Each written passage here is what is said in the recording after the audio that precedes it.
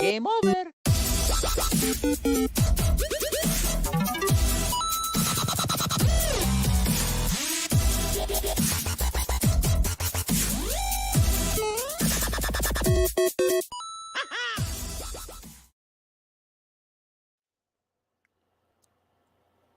And what is up? Welcome back. It's Friday night, and you're here with the Average Boys Podcast. It's your boy Crispy, and I'm here with my co-host Trigger and Brian D. What is up, my dudes? Let me unmute.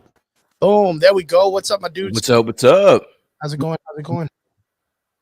Tell me. How was your week? Good, man. I got some good news, actually.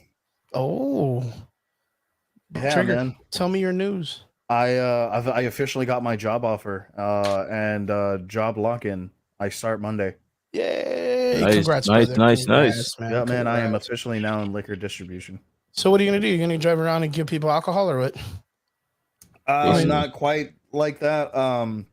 More like tell businesses you want to buy my alcohol. Oh, well, that's good. Yeah. That's good. So like if you have a bar or like an HEB, a Walmart or whatever the fuck, like these liquor stores as well, and be like, hey man, you should buy wholesale my alcohol. Put it on Sweet, your sweet, sweet. shelves. You'll be working with Myers. Yeah, man, I will. I will be working for Myers actually. Good shit. Well, congratulations, brother. I hope it goes good. Yeah, Ryan? man. What about you, my dude? Yo, nah, man. I mean, I can't really ask for much more. I'm on vacation. Hell yeah. A self-prescribed vacation. I'm in between leaving one job and going on to the next. So I just been relaxing. Although the weather's been kind of shitty today. It's been raining off and on all day, actually all week. But yeah, man. But hot other as than that, fuck down here, bro. yeah. For real. Yeah, well, the valley You guys- just started stepping into its soggy nuts weather. Yeah. So everything's just sticking to your legs, and Yeah. it's just the worst type of feeling down here right now. That Yeah, sounds dude, like everybody's a lot got of fun. spawn nuts. That sounds like for what fun. it's worth, because I mean, you guys are probably already all tired about like the mulpy cold weather, right? But yeah, like this weather today, it doesn't really bother us. It's a little muggy, but it's a lot better than it being like blazing fucking hot. But listen, all that shit that you guys got over there in the valley, that sweat on your nuts and all that, I don't need that, bro. No, believe me, It's nobody. it's so unnecessary. It's so wild, man. Like how miserably hot it gets.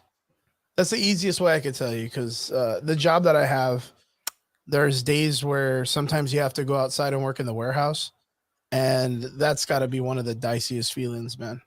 I'm not dicey, but it's like probably the most draining.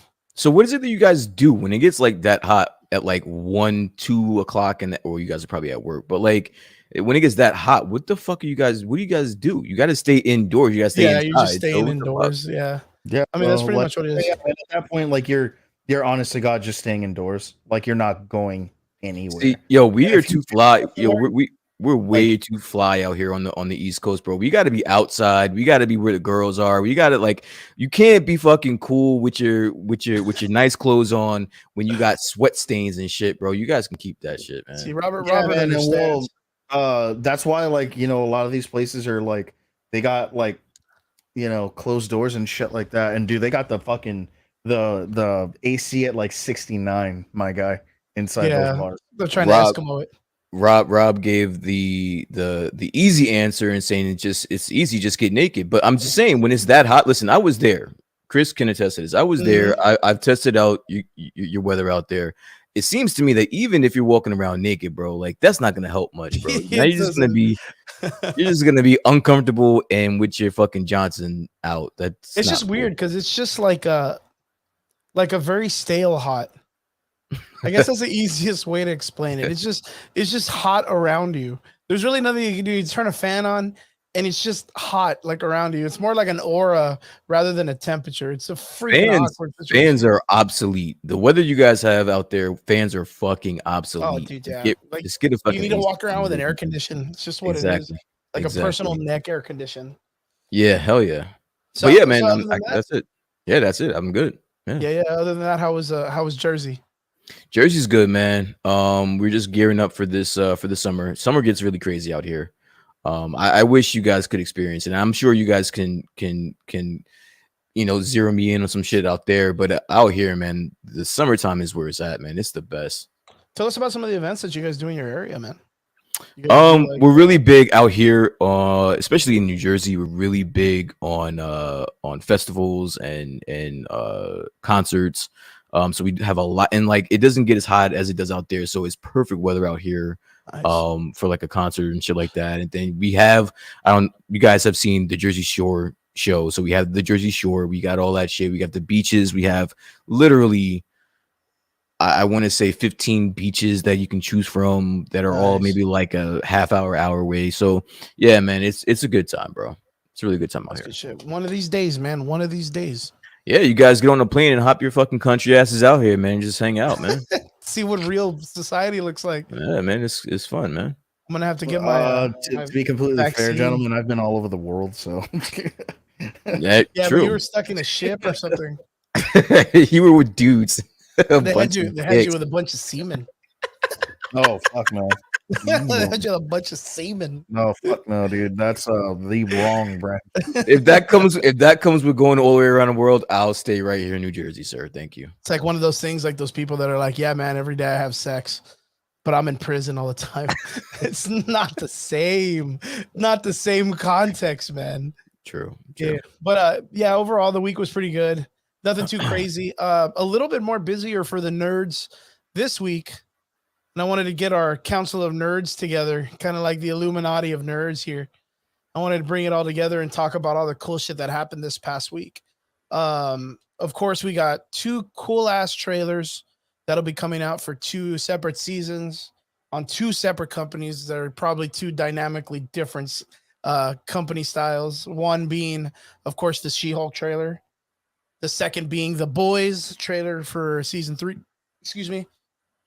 We also got some very interesting rumors for the Marvel Universe that's going to be coming up. Something I'm excited for. Trigger will contest, and so will Brian about this, that I constantly talk about these dudes all the time. But we have some really, really cool rumor information for the season for Loki 2. It looks like it got... So they have one of the writers from Rick and Morty, and recently in an interview, he came out and said that they are pretty much confirming that the Squadron Supreme is going to be in season 2. Nice. Like, I am exponentially excited because that means one of my favorite, if not my favorite superhero, is going to be coming to the Marvel landscape. There you go, dude. You finally got it. Fucking Hyperion confirmed. I am undoubtedly excited, but at the same time, this is something we all should be excited for, because not only are we getting, of course, Tom Hiddleston coming back and reprising his role as the legendary Loki character, but it looks like we're going to probably get some kind of recognition for Mephisto finally. Like, finally, after all the rumors and all the talks, the idea of them bringing in the Squadron Supreme is an interesting concept for everything that happened after, of course, Doctor Strange and the Multiverse of Madness. It was very interesting with the Illuminati and all that good stuff too. So it really brings in this kind of like, if they could bring in the X-Men, if they could bring in the Illuminati, if they can bring in the Fantastic Four, what other groups are they planning on bringing in the Marvel Universe? And then being that we have this multiverse, and them knowing in the Marvel Universe with Doctor Strange, the people that are working on it, that things could have gotten a lot fucking crazier if they wanted. It kind of makes me excited for what's coming in the future for Marvel. Nice. We talked about this a couple times, like 2 weeks ago, right? Where we talked about what the future of the Marvel Universe was going to be. And if Loki season 2 is going to be messing around with this type of opinion or this type of opportunity, I think we hit something right on the head when it came to what this Kang guy is going to be doing at the end of the multiverse shit. What do you guys think? Well, that's not also to include whatever's gonna go on in Quantumania with Ant-Man. You know, because that's where you know you're gonna get Your actual introduction. the actual like Kang introduction. You know, because we only know him as the one who sits At the end of time. at the end of time. So that's why we're kind of like, I mean, we don't have the official name yet. Like, we know it's Immortus, but he didn't even say Immortus. He just, you know, he was very, very vague about and very ambiguous about like his character. Only the people who actually kind of like keep up with the MCU, and I don't even say comics, I say the MCU knows who the guy is playing, you know, in other medias, you know, which is gonna be Kang and you know, Quantumania. So I mean, it's exciting to see, you know, like what's going to come of it. But I mean, you know, we're going to get the amalgamation, you know, hopefully of something that like, you know, kind of like the first Avengers. I mean, the first Avengers movie took like what, like 3-4 years to like put together. Mm-hmm. You Brian? know, and so yeah. What do you think, my dude? Sure.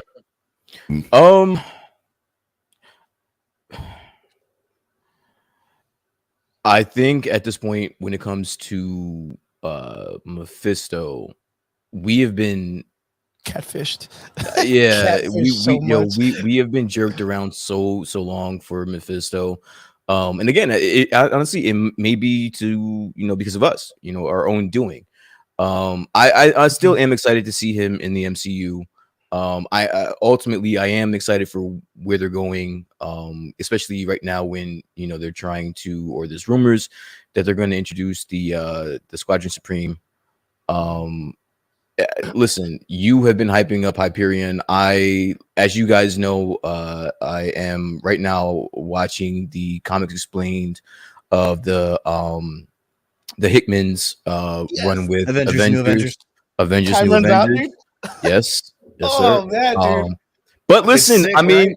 all It's right. fucking So this sick, is right. So all right. Yes, it is sick, and I'm glued. I'm not gonna lie to you. I'm glued. The shit's fucking dope. It's really good. It's Top really good, notch. but it doesn't really bode well for your boy Hyperion. Like, he's just another superhero in this in Hickman's run, dude. Like, what's up with There that? is. I mean, you're not not entirely wrong, but like Yeah. What's up with there's that, yo? redeeming moments later. Yeah, there's just redeeming moments for him, but you're not wrong. The All right, reason so why is I'm the just trope. not far enough. I'm just not far enough along, basically, is what you're telling me.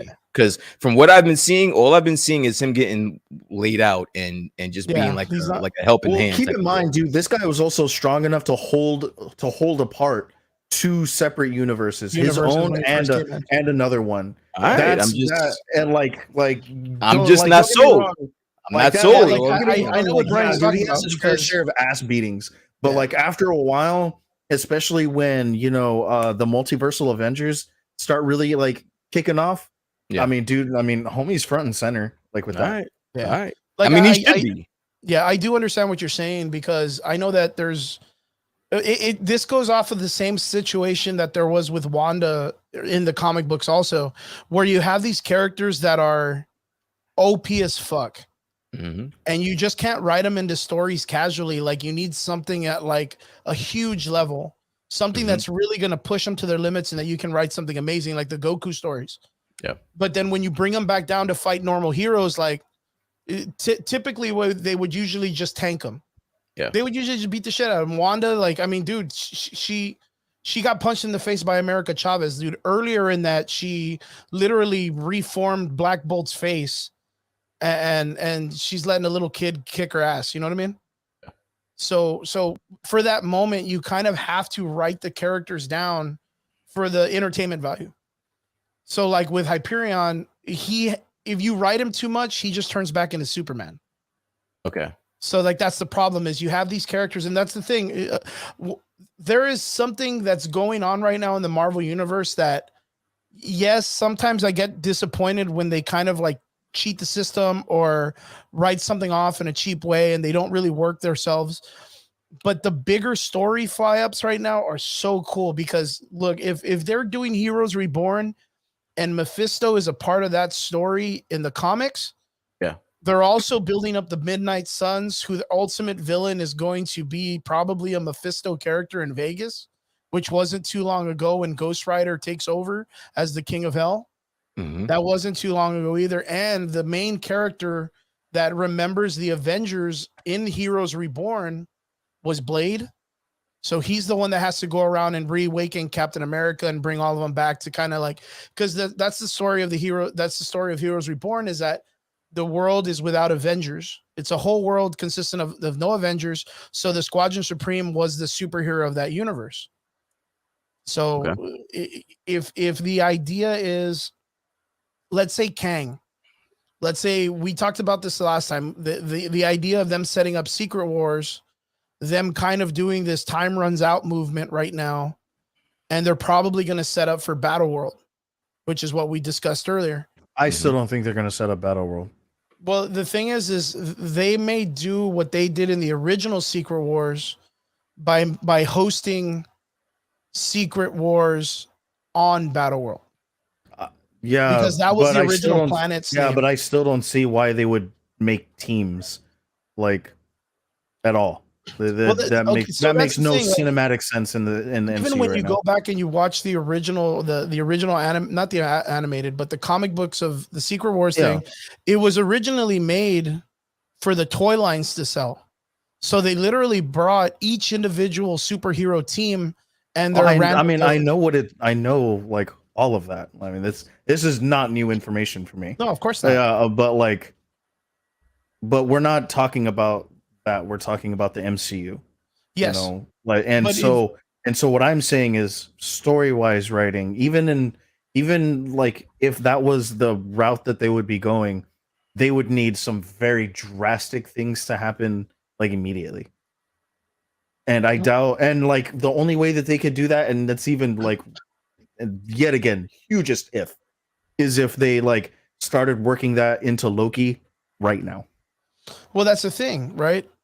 With season 2, well, season 1 influences the idea that the multiverse is broken, and now you get this opportunity to bring in these different squads because they've never been introduced in the comic or in the movies before, the cinematic universe. And that's the thing. Like we talked about this before. What would you rather have? Would you rather have it be that they were all separated in different multiverses and then they can bring them together in one, or Charles Xavier made everybody forget the X-Men were actually really there?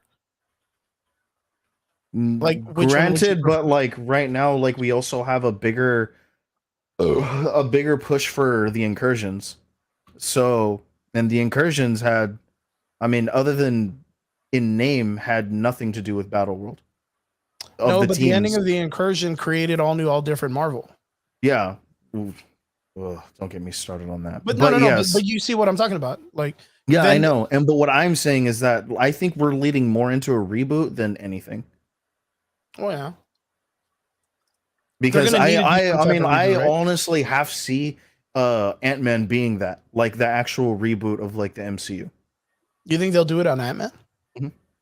Oh shit, that's crazy. Now, when you say, I'm sorry, when you say the reboot of, what do you mean by? I'm sorry, I wasn't. What's up, I mean, Georgie? He means like straight like reboot the entire MCU from Ant-Man going on.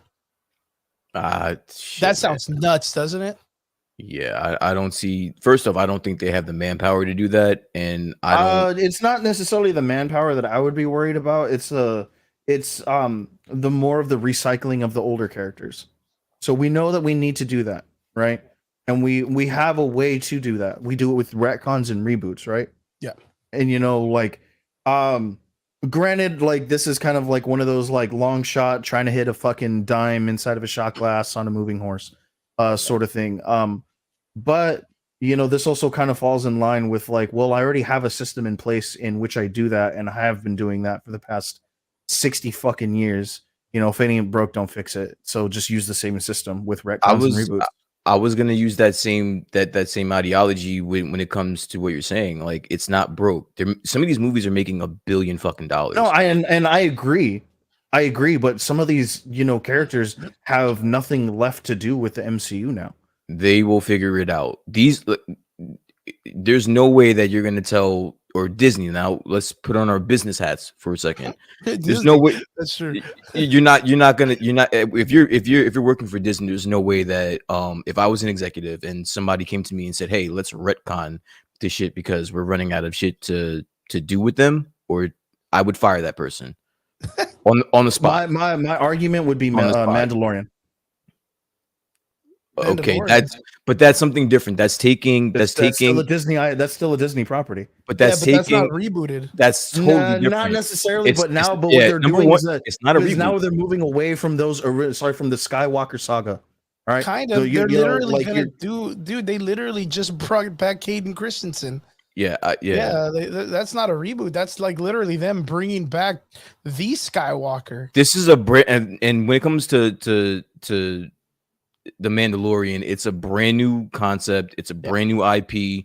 You fresh from ground zero, and it's interjected. That's I think what they should be doing in the MCU is giving fresh concepts now.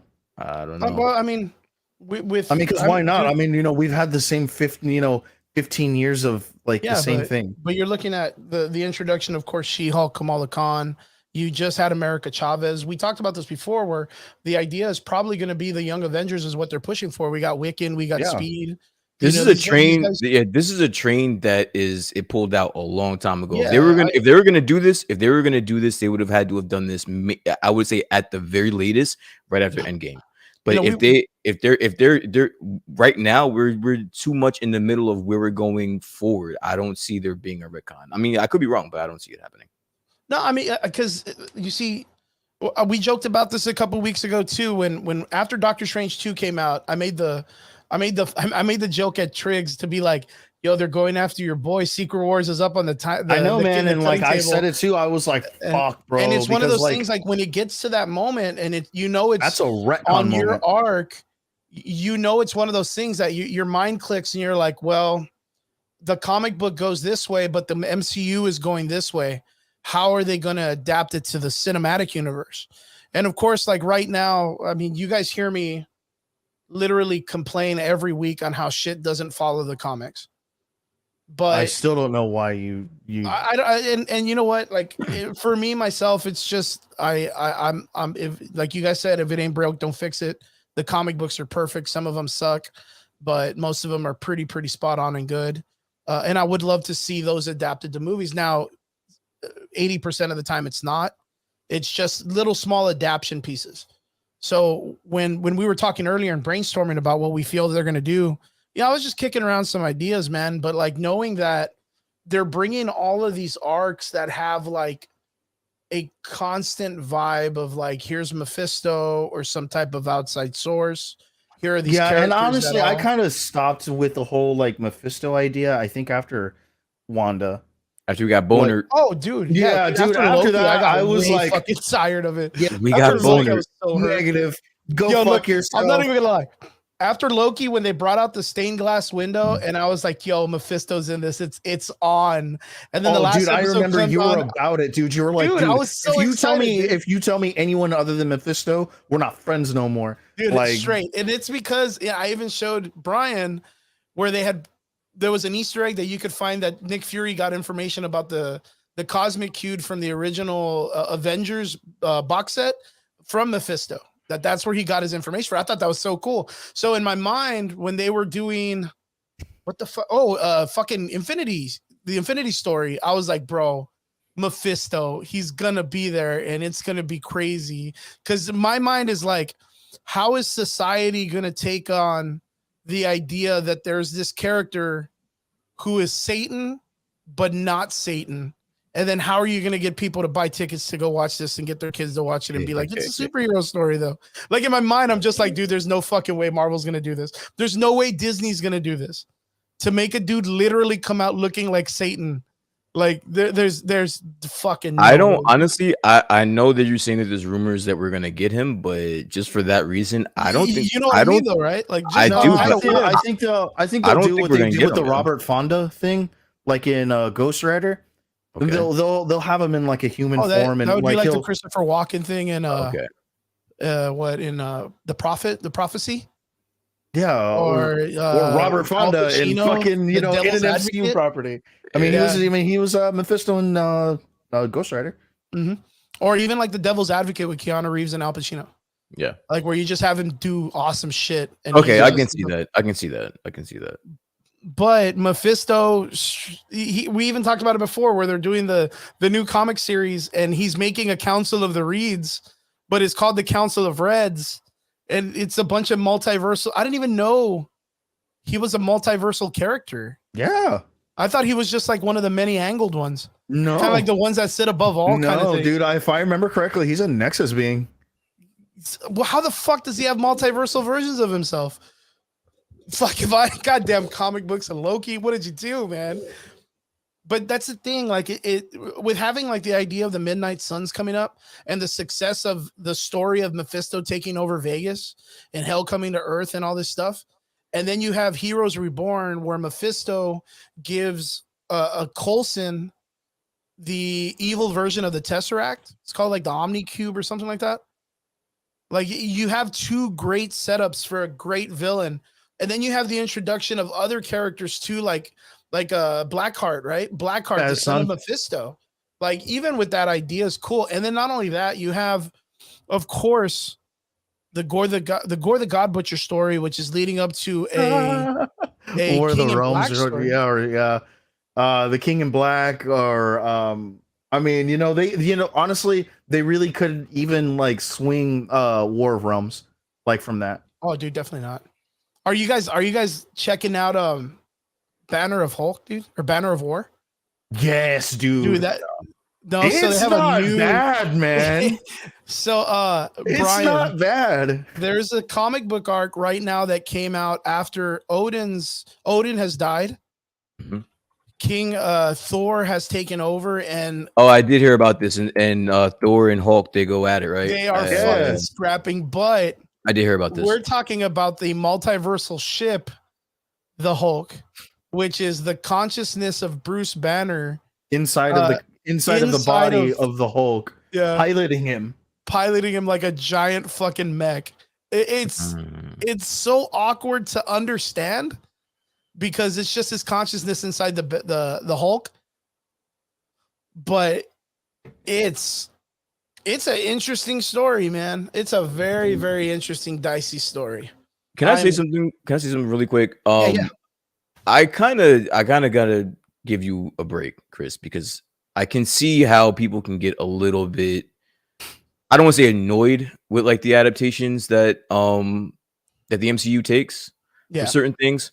Because while I'm watching the comics explained and they're going over the Avengers in detail, in detail, I kind of find myself like, as he's talking, I'm sitting there and I'm like, how the fuck are they going to portray this in the MCU when half of the characters aren't, like, for example, Ex Nihilo? That's the guy's name, right? Bro, number one, he's probably like my favorite.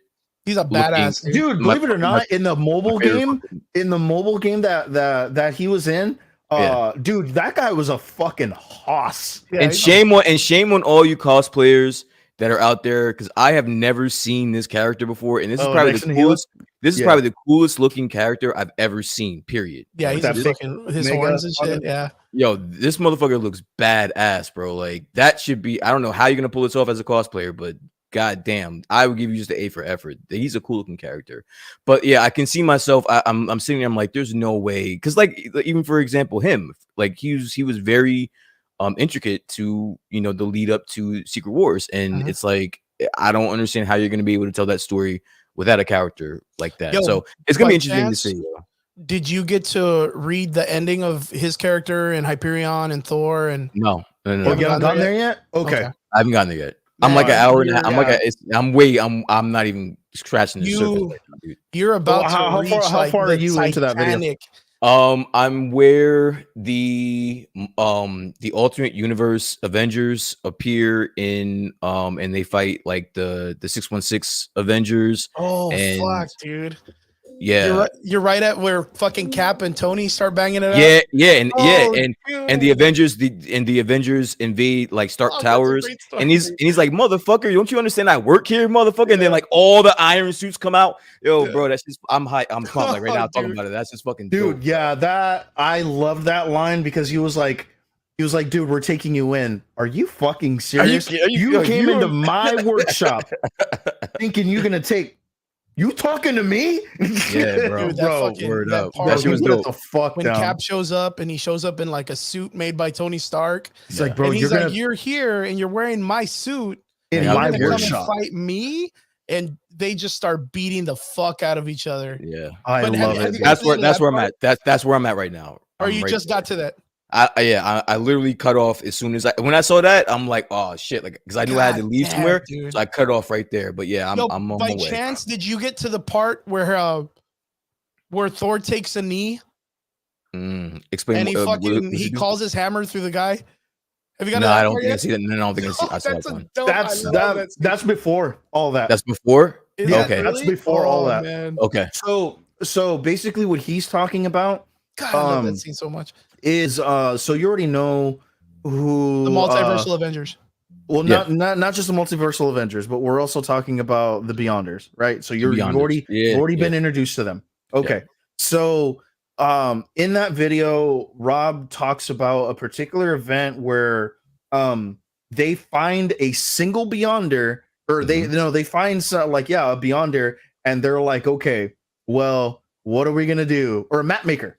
Or something it was a map maker. Yeah, it was a map maker. I love that. So yeah, like he was like, the map makers are like, all right, well, like bow, we're gonna kill you, dude. And so he was like, all right, well, fucking there's nothing I can do. So he bows his knee and raises his hand, and they're like, oh, a handshake, and boom, the fucking hammer goes right through him. And so my God, Cap sees that and he's like, sick, they can bleed. They can bleed, they can die. Let's go. Let's go. I love that scene so much, man. Yeah, dude, the story has been nuts. It's been all over the place. Like, and like they're not called humanoids, but what do they call it? It's like something oids or adaptoids. Not the adaptoids. The adaptoids are pretty cool. Who turn into the map makers, turn into the map makers. Yeah. So that, because you said the map makers, that automatically made me think of them. So yeah, no, it's a cool story, man. And honestly, I haven't. It's the Black Priests. I haven't heard Jonathan Hickman get as much praise as he should for writing that. Right? Like, yeah, definitely, man. I don't. I'm blown away, to be honest with you. And this is with honest to God, if I were to get to meet Jonathan Hickman, I would fucking cry. Yeah, and this is all coming from like I'm not even reading the hard material. I'm listening to a guy explain the shit to me, and I'm like, holy shit, like this is pretty fucking dope. So yeah, like I think he deserves a lot more notoriety than he's gotten so far.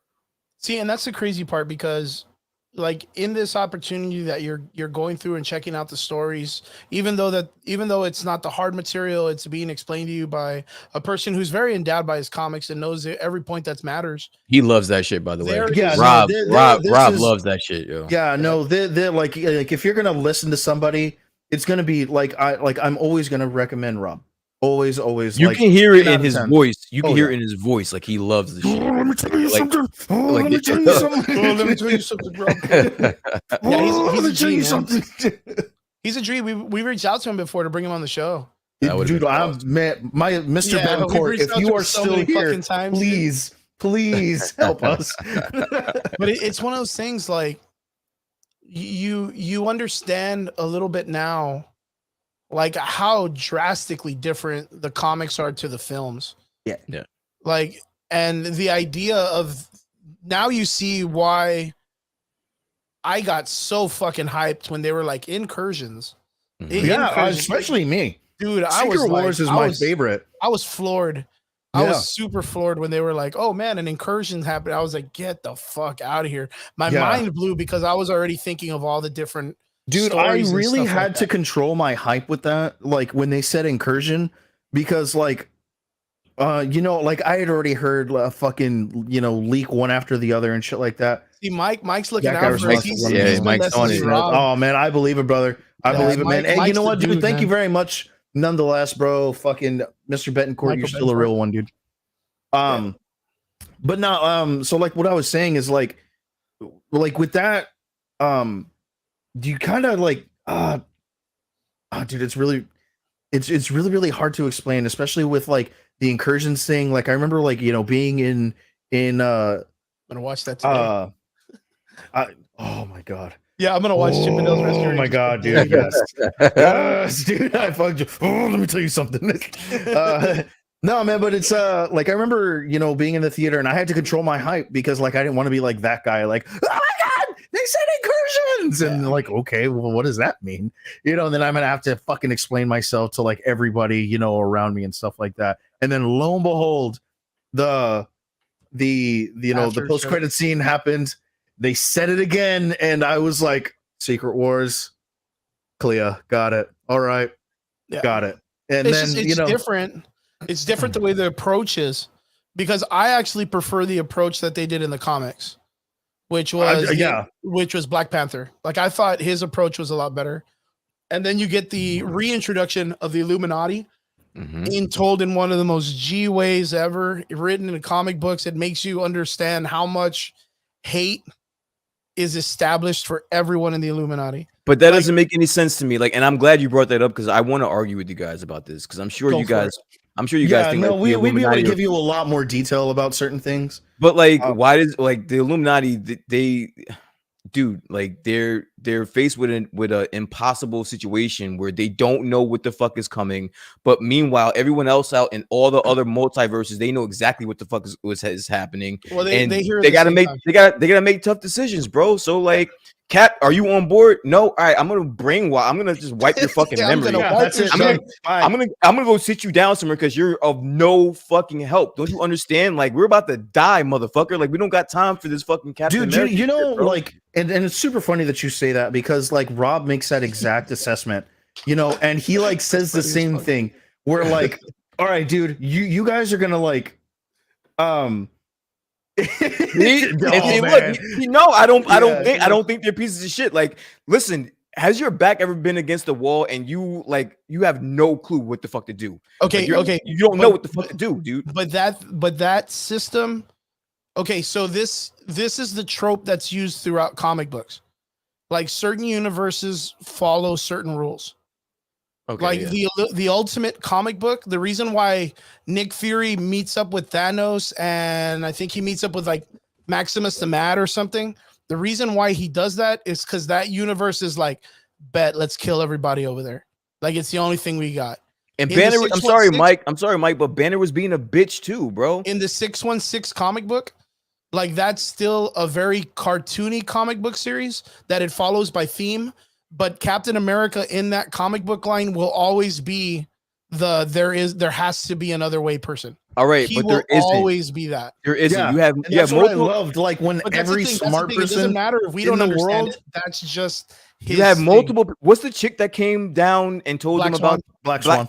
You have Black Swan, who obviously knows way more than everybody else. She's telling you, this is. She's telling you verbatim. This is inevitable, dude. You cannot escape this. You cannot escape this. Like this. You can't do it. So you have her. Are you going to take her word or your word, Cap? Like I'm not taking your word. I'm going to take the for me, what really solidified it, and it wasn't even Tony when he said it. It was Valeria. Oh yeah, Valeria. You cannot win. Now it's time to not lose. Yeah. That to me was like other than Tony, like, I knew the whole time and I would still not change a thing. And the only one, dude, that was the biggest fuck you to Captain America I've ever seen, and I loved it. The only ones that were making rash decisions and smart decisions were the fucking Illuminati, bro. Period. Yeah. Dr. Doom figured it out. Oh, okay. That's why there was Secret Wars in Battleworld. And then at the end, but the only reason why Doom failed was because of his pride, because in the end he gave the power to Reed, and Reed went and fixed the multiverse. He didn't give the power to Reed. Doctor Strange, Owen Reese took it from him, and then he was like, figure it out. And once he admitted to him, I think you could have done better. He was like, all right, that's what I needed to hear. But while the Illuminati was meeting and they did not want to work with Doom, because of course Doom is Doom. Like Doom was like, bet, well, fuck you. No one's gonna destroy my universe. And what did he do? He went and killed all the other ones by taking on Reese's powers from all the different ones. Which He was went the directly after the what Beyonders. the Illuminati was gonna do any fucking way. So like Well, they were gonna roll over, man. Like after Namor blew up the entire planet, like they were just like, bro, we killed 1 billion people. What now? Like they were done. They were checked out. Fucking Tony Stark went back to drinking. Reed couldn't even do anything. Black Panther was just like, dude, I cannot believe we did this. Like, you're all trash. Fuck Namor still. Fuck that dude. Like they all collapsed. Like the thing about the Illuminati in the comic books and the 616 is they are the most intelligent dumbasses in the comic books. Doom Like, didn't make the Cabal. Namor did. It made sense to me, bro. They made way well, more. the thing is that's because you're checking it from when Hickman was writing that story, and there's purpose for it to be written that way. Beforehand, there was another story where it was right at Secret Invasion, and there was a Kree ship, a Skrull ship that was flying around the Earth, and the Illuminati found them, and the Illuminati decided to teleport with Reed Richards' shit, and they teleported on the thing, and they were like, "Hey, what's up? You're coming to our Earth. You better not fuck around, or we'll kill you." And the Skrull were like, bet, shocked the shit out of them, stole all their powers, sent them back to Earth, and started the Secret Invasion that way. Like literally, it was Doctor Strange and someone else, right? Yeah, Reed Richards. Yeah, and Reed Richards. Professor that's right. Xavier. Wasn't it Professor Xavier with him, right? I don't think he was with them, but I remember Doctor Strange and Reed Richards because I know that the two of them went and it like anyway, it was super funny because like the whole thing with that is that they were like, go to sleep. Yeah, so they much. like go to sleep and then they're like take some DNA from them and then they send them back on their way and they're like, what the fuck was that, dude? Yeah, what the hell? Man, I guess we like held it off sick and like the Scroller like, oh, by the way, yeah, we figured out their entire genome. We actually know more about them than they do. Yeah, so yeah, we're just gonna like shapeshift. I think at the very end of Secret Invasion, they kidnapped like 700 like of the superheroes. They had like a buttload of like 140. I don't know. It was like a weird number. But I haven't read Secret Invasion in fucking years. Dude, they kidnapped like everyone. The only reason why they even found it, of course, was because Wolverine has Wolverine powers. And Wolverine does Wolverine things. I have a question, though. Why I'm at the part where Rob's going over what Doctor Strange was doing during everything that I'm watching. No. I'm not watching it. No, I'm not watching it right now. But like, why was Strange not? He went like on his own rogue mission. So Doctor Strange went to what was it? The library of something. Before that, the Hell's Market. Yeah, went to Hell's Market. And so he did that specifically so that he could get enough power so that he could start staving off the incursions, thinking that would still be an option. But that's so dumb. Like, why would you go on your own rogue mission and then like because he didn't give up? I'd rather have two avenues of trying to fix a single problem than only one. I guess, but not. He gave up like 100% of his soul. Like he was given the option to get the power necessary. No, he was given the option of a certain amount that he wanted to give up, and he said, "No, I want all of it." And it's still all of it. And it was so funny because after a while he was just like, "Well, fuck it. I guess I can't do this. I'll just control the Black Priest. Fuck it." Like oh man. Good shit. That makes perfect sense because the whole time I'm sitting there like, why is he on this solo mission? Like all his homeboys are out there trying to figure this shit out, and he just decided, fuck it. One of my favorite things in the whole fucking Time Runs Out event was Black Panther going to see the United States president. Oh, dude. And he just gives everybody a big fat fuck you. Have you gotten to that part? I haven't gotten that part. He hasn't. So Black Panther walks into the president's, and I'm guessing it's during the Obama time. Yeah. So he walks up to the president. He's like, Mr. President, I have some dire really bad news. Yeah, the world's going to end. We've done everything. The Illuminati's done everything it can to stop it.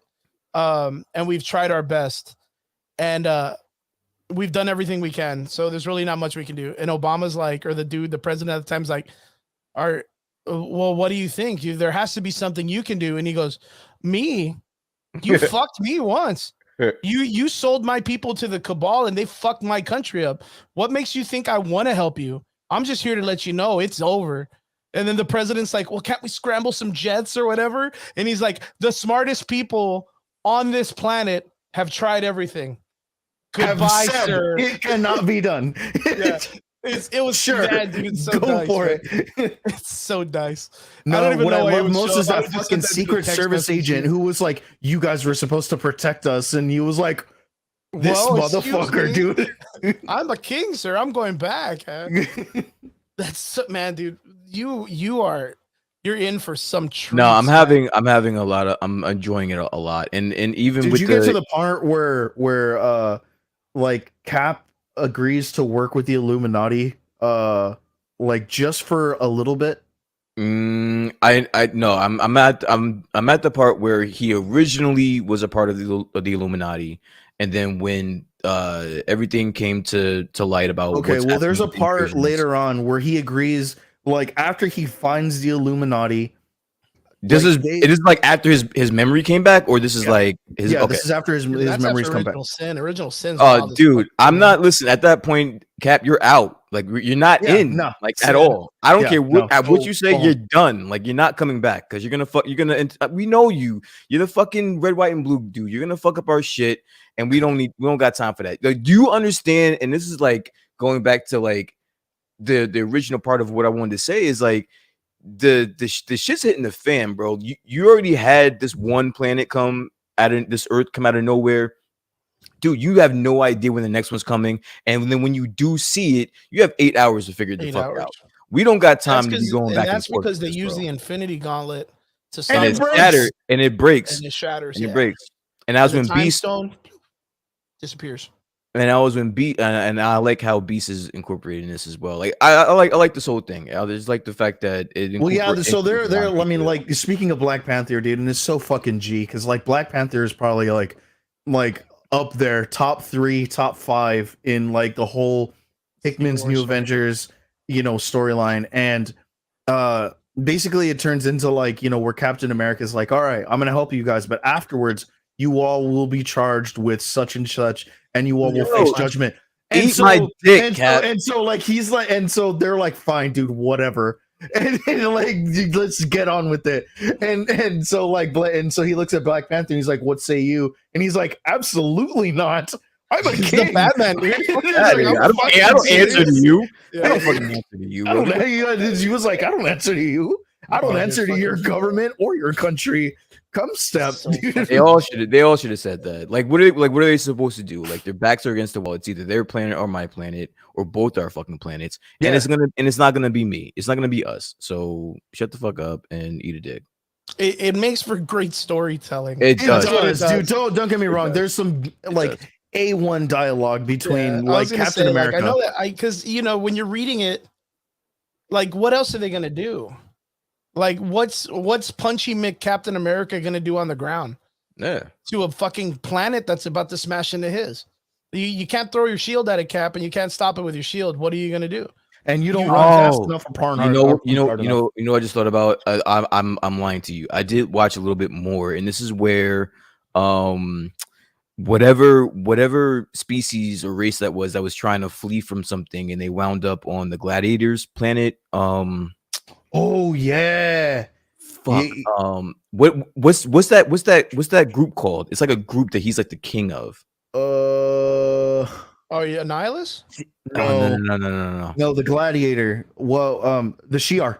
The Shi'ar. Oh, There the it is. Shi'ar, Boom. yeah. The Shi'ar. Yes, that's the part I'm at when the Shi'ar start getting involved in it. So I'm at that point right now. Now that I think about it. Yeah, It's pretty they cool. induct, Good, man. I mean, and they fuck. induct a human into the royal guard. Yeah, it's pretty cool. That's pretty badass, man. So you're getting into it, man. You're gonna. Oh man, the incursions is a wild fucking story. So it It kind of makes you wonder, easily- right? Like, how do So you think? so wait, this isn't actually the Secret Wars event. No. Wars, right? No, okay. No, this is a lead ups. This is These lead are up all to the it. lead ups. I'm But- enjoying the lead up to it, yeah. But the crazy part is, this would technically be where Doctor Strange 2 left off. Yes. This Okay. is the what you're seeing right now is essentially you're seeing kind of the Vulcan. the Empire Share. Black Panther story right now. Like Okay. you are literally in the middle of the Black Panther story part of you know, like when everything happened. Okay. Meeting, Which I don't know, man. Comparing the idea, because the idea when you see Black Swan in the comics come in and Black Panther takes her out and the rest of the crew, you're assuming that in the MCU, no, Gladiator is right now. Yeah, Gladiator. I You're mean, I don't know. assuming I don't know if he still is, but I know in that Yeah. storyline he was. you're assuming the idea that Clea is coming in to adapt the Black Swan character. Okay. Oh, okay. That, All right, that would makes sense. technically be that intro, which kind of sucks if you think about it compared to the way it is in the comics, because you get to see that dynamic. And that's why, like, I was kind of a little bit iffy on the way the incursion is adapted in the live action compared to the way it is in the comics. I think seeing a whole other like Earth coming to your Earth, like literally physically Earth to Earth, like they're gonna like dock like that. That's way fucking scarier than a bunch of black shit all over the place. I didn't get how. I get how, but I don't like that you can't see it from a certain, like after a certain like cutoff. You can't see the Earth that's about to collide into you. In the incursion, like in the comics. Yeah, and with the incursions, like you can't see it. Like you have to be basically up on it for you to be able to see it. I didn't like that. Yeah, but it's got to be like that right on. that didn't make it. That didn't make any sense to me. But whatever. Well, that's Well, like actually, like Rob kind of describes like the whole event, like in terms of science. He was like, so I just want to let you guys know the whole crashing of Earths, that's not a thing. But if they got that close, they would reach something. Oh, yeah. The It'd be like Roche supernova limit. or something. Yeah, like that. no. It's called the Roche limit, and basically what it is, it's Our world would just go bananas. There'd be it tsunamis. was just like these two worlds would just rip each other apart. It'd be tsunamis and shit like And that. so like he actually references a movie. He was like, oh yeah, there's this really bad movie called Melancholia where an Earth like 4 times the size of our Earth crashes into it and kills everybody. But yeah, that won't happen. They'll just rip each other apart before that happens. Well, thank And God, I was 'cause like, that's like the scariest nightmare I've had in my life. oh. Yeah, Dude, but like if you actually look that up and you look up the ending, dude, it's the fucking scariest thing ever, dude. And Kirsten Dunst is in it, and like that's even scarier, dude. yeah, dude, like they're just holding hands and like you just see this big ass planet. I was trying, ram Brian, into the I was earth, really dude. trying. I saw you go for that water, man, and I was like, I'm gonna do it. I'm gonna do it. that's even scarier. That's funny. Man, I had this dream once where I was leaving a pizza place with 2 of my friends, and someone goes, "Man, the moon looks really beautiful, right?" And it was like broad daylight, you know, like when you can see the moon during the day. Oh yeah. And I fucking looked up and I was like, yeah, it looks bigger. You're not wrong. And I went back to talking about something. And then all of a sudden my friend goes, oh, fuck, it looks like the moon is bigger. And I turned around and the moon was like super big. And then it like just zooms by the planet Earth. Like it just fucking woof. And I looked at my friends and then we just got sucked off the surface of the Earth. Never. What's up, Beals? Never in my mind will you see me look at the moon during the day ever the fuck again, dude. Ever the fuck again. Fuck the moon. Fuck all that shit. That's why I was being super dicey the other day during that eclipse bullshit. I was like, fuck the moon. Fuck all that shit. Yeah, dude. Craziest nightmare compared to drowning in a cave. Yeah, I just saw a fucking TikTok about that. Have you guys seen that? No, I'm There's not a going to look TikTok for it about either. these dudes that Why were the fuck would I look that up? Drew, fuck. Dude, It's one of those things. Would I Well, we look? don't have any That's like caves here in asking the me to fucking look valley. up Goatsy Thank or the Blue gods. Waffle or fucking 2 Girls 1 Cup. Fuck that. There's a video of these dudes that are like going like to check out caves in El Paso or some shit, and they're in the middle of nowhere. In the I already middle don't of like where this is going. nowhere. And all of a sudden they shine the light in one of the caves and there's a fucking dude standing in the middle of the cave. Like just straight up a fucking dude, like naked, just standing in the fucking cave. And they're in the middle of he's taking a bath. You guys ruined his bath time, bro. Like you guys I hope so. You guys Because, walked in like, on him 5 fucking taking a seconds shower. later, they're fucking chasing. They're getting chased by this dude. I mean, first off, That was his home. yeah. First off, no one wants to be chased by a naked guy. That's probably the scariest thing on the planet. Fighting a naked dude just is twice as scary, probably. That's what I tell people. If you ever want to survive a fight, get naked. Get completely fucking naked. I've heard that too. Yeah, get fucking naked. No one wants to fight a naked dude. Because for some reason, everybody thinks You go the other way, dude. You just go the other way.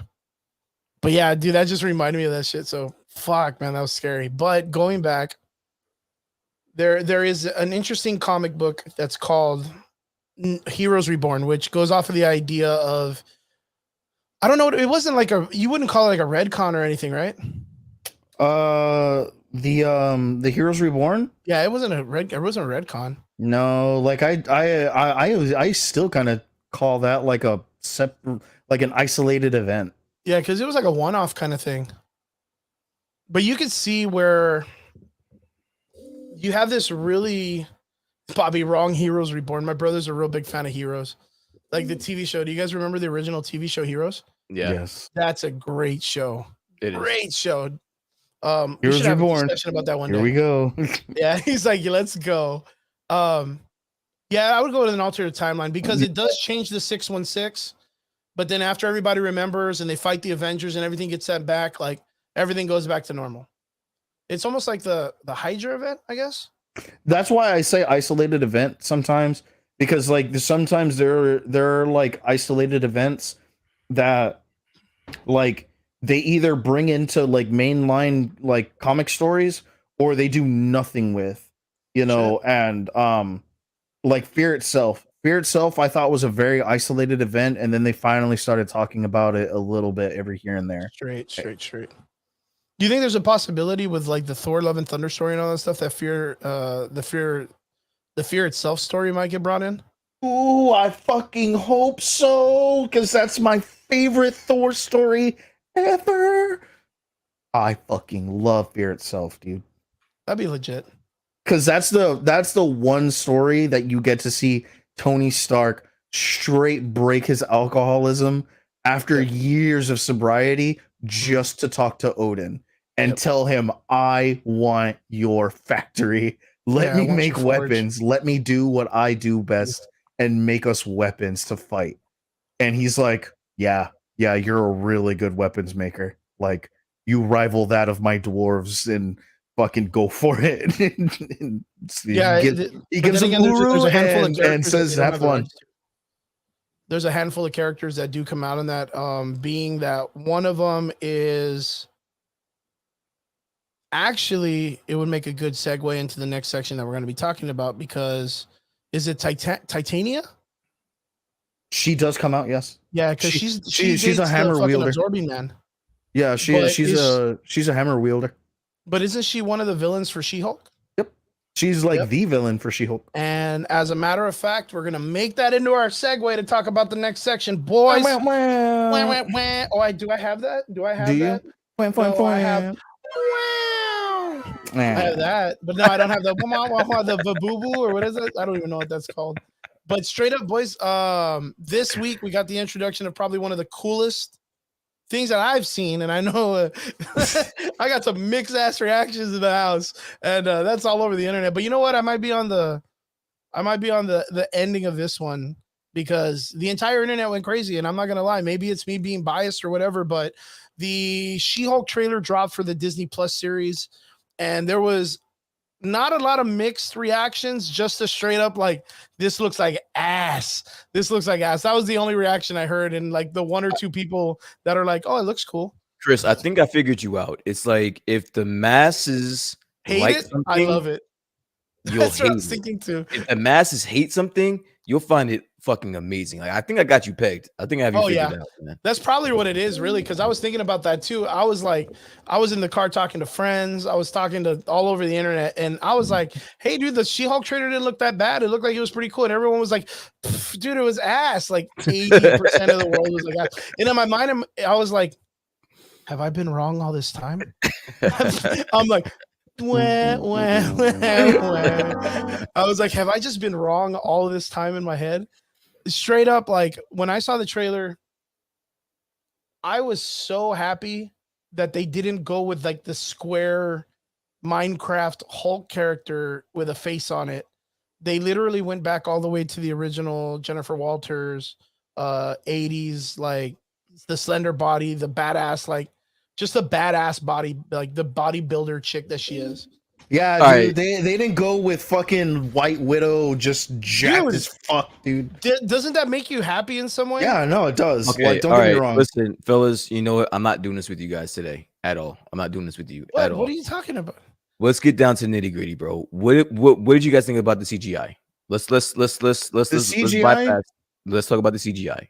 It wasn't Okay, good. so well, since we all know that that's Brian's only gripe, Yeah. Yeah.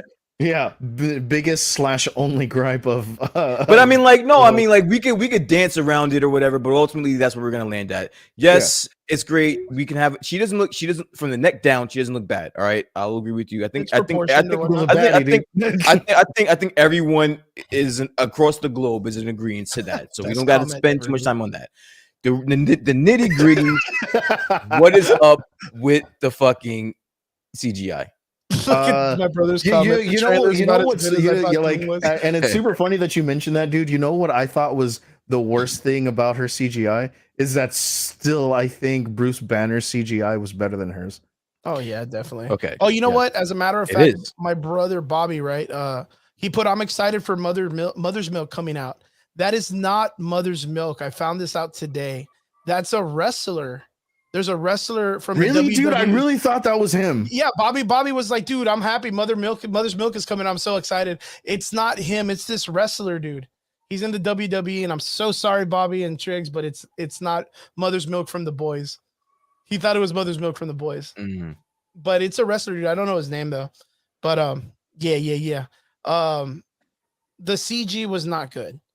There is this thing that a lot of people are talking about, which is the uncanny valley, which is this reference to when CG is done and they try to get it too real. You start to spot all the things that make it look really soulless and uncomfortable. Funny, Okay. you do that with everything. So, Yeah. by the way, So that's the idea that a lot of you'll hear it a lot in YouTube channels and stuff. People are talking about the uncanny valley. That's why in cartoons and animations, there's a lot more overreactions to items. You get the Hulk, like when they're doing his Avengers Infinity, when he's messing with the time, he's giving like a thumbs up and a really big smile, and like he's just doing cartoony like movements. Where when something looks a little too realistic, like a lot of people were complaining about the scene when She-Hulk picks up her phone and she's looking at it like this, and you could see her eyes like kind of like sway off, and it looks just like a soulless thing. Like it just looks creepy. Do you think that in 2022, now I do agree with Frog fan. Mike. I do Yeah, agree that's with true. Mike. I do think that we are still about a month and a half, 2 months out from the actual first episode, so they do have time to clean it up. But my question is, or what a lot of people's question is if it looks like that, why did we need a trailer right now? Why not clean it up first and then give us a trailer? I think it's just hype because aren't they doing this thing right now with the Kamala Khan, where they're doing a day of Kamala Khan every day? they're finally starting to do their big marketing where they're like putting out the spots, the TV promos, the little hypes and stuff like that. You know, Dude, and in one day, Marvel put out the next day, Marvel put out a thank you for the 78 million views for the trailer drop for She-Hulk. I mean, it's the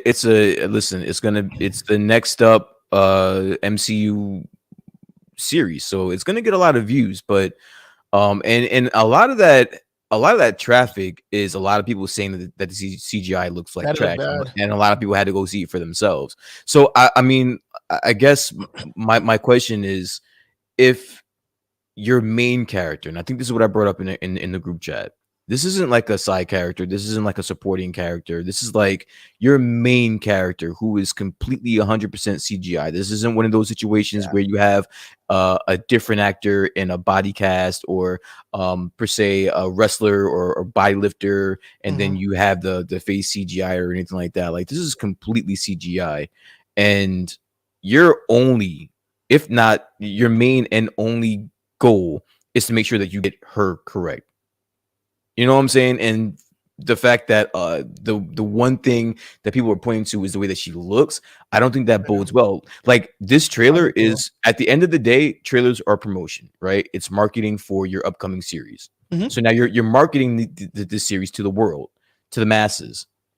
And when you get a reaction like this, I don't understand why there wasn't one person that was over there at Marvel that said, you know what, we might want to just fix this up just a little bit before we have a trailer.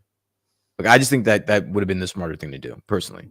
So you personally, on that note, you personally think that what was given would, like, through and through stop you from watching the series? I don't think it would stop me from watching this series, but I can see how it may affect other people from watching this series. Like, there is better technology, like, and I get it. This is a TV show. I get it. Trust me. I understand the budget, but you Well, the can't. budget wasn't that bad from what it said. 15 million. That was your point, and you had no, like, no, and I went in that back and I looked it up. but I basically told you, like, I don't think the budget would have been or could have been an issue when, again, your main character is where that money's going. I don't see that. And then you can't have Bruce Banner, you can't have Hulk look great in some shots and whatever, and then your main character not. Like, I that doesn't make sense to me. I don't know. It was weird. I'm gonna watch it because I think it looks cool, but I can see where I can't denounce the people that are giving backlash to it. I can't. Yeah. And there's a lot of them. Yeah, that's a good point too. Eel says the better video cameras come out, like the 4K cameras, the harder it is for CG to keep up and make it look like it's just as realistic. You know, if not, if the idea is the CG, we had a huge problem with the way Luke Skywalker came out in The Mandalorian. Who did? When he came out, when Luke Skywalker came out in the original Mandalorian before they hired the dudes from YouTube. Oh yeah. Yeah, the actual Lucas Films company that made Luke Skywalker's CG effect, like, they did a pretty horrible job. But then they learned from it, and then when we got Boba Fett, he came out looking fucking spectacular, bro. Like, you learn from it. You have to learn from it, and you can't tell me, like, from the same studio, the Disney house that had to learn through Mando, that you put this out. It doesn't make sense. Yeah, I don't think we're gonna get the majority of the show with her in CG. I think we'll probably get. I think we're gonna get about half and half. I think the big premise of this is that, like, you're gonna be getting her in between both, and towards the later part of the season, she's probably just gonna be stuck there. Kind of like how she was for a little bit in the comics, how she couldn't revert back. And there's an interesting concept that I really want to see. We had all different Marvel come out, or actually no, that was Civil War 2. Civil War 2, and I'm going to reference this because even though it's a shitty story, I think the only one that got at least a decent storyline was She-Hulk. And the reason why I say that is because in that storyline there is a part where Ulysses, Captain Marvel, Carol Danvers, the one and only the greatest superhero on the planet. You shut your fucking mouth. She comes out. She uses Ulysses, which is a inhuman who can casually see some type of future, and they haven't figured out his power yet, but they understand that he can see outcomes. And Carol Danvers sees that Thanos is coming to the Earth to steal the Tesseract. So she creates a ambush, and in the process gets War Machine killed and gets Jennifer Walters, She-Hulk, put in the hospital. But the way they wrote her story after that was almost like a person who dealt with abuse or trauma, where she was having trouble. There were times where she was having trouble changing into She-Hulk. And then there was times where she would change into She-Hulk and she couldn't control herself. There was this like weird, a really great trauma story. And I really hope that they kind of delve into this idea of with her trauma and stuff and not make it too cartoony. I mean, there's a part of me that wants that comedy, but I do want some like I want some deep dive, dude. Like I'm craving deep dive into these characters. The idea was we got episode 5 in Moon Knight. We got that deep dive of Stephen Grant and Mark Spector's storyline. Mark Spector with his mother being abusive, him, having his little brother die and all that stuff, and him dealing with all that trauma. It gave you so much more value to that character and investment. Going into episode 6, I was back in the show. I was back invested. I kind of want that to be in this show, but not on the later episodes. You know what I mean? I what's up, Sal? How's it going, man? I just don't want it to be, what is it, 9 episodes? It's 9 fucking episodes, bro. 9 episodes. Can you imagine if the 9 episodes come and like everything kicks off on episode 7, episode 8? I would fucking hate everything, man. Well, there's a chance that it could take a little bit.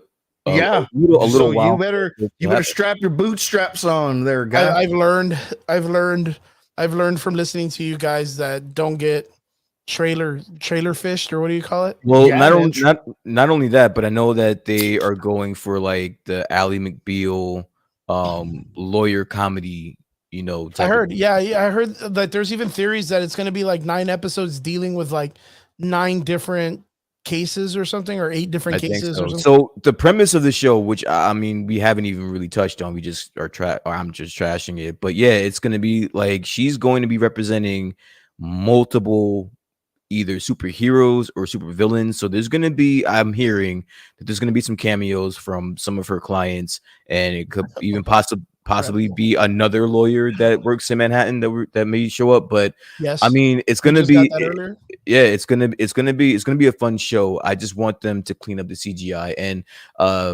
Mike, I think he said something like he understood my comment when I said that the Hulk was a completed CGI and that they're still working on She-Hulk.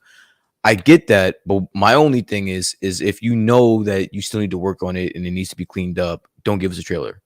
Just finish it and then give us a trailer. Like no one asked for this trailer. No one on Twitter or no one on the internet was like, yeah, there was no build up. Where's my She-Hulk trailer? Like there was from no one. You just decided just to drop it, and it didn't hit as the way you planned. So it didn't make that sense. Was kind of weird because there was no build up, right? We usually get some type of build up, some type of trailer coming out tomorrow, be ready kind of thing. It literally just dropped. But that was the same thing that happened with the Kamala Khan stuff today. Like they've been dropping trailers for Kamala, I think, like every day for like the last 4 days. But okay, minus the CG, what was given to us in the trailer, how do you feel about this show compared to the other Disney Plus Marvel television shows? I have to see it first. I don't know if I can. Am I anticipating it? Not really, but you know what? Those are sometimes the better shows, the ones that you're not anticipating. Yeah, because so I'm looking with low expectations. Yeah, I'm looking.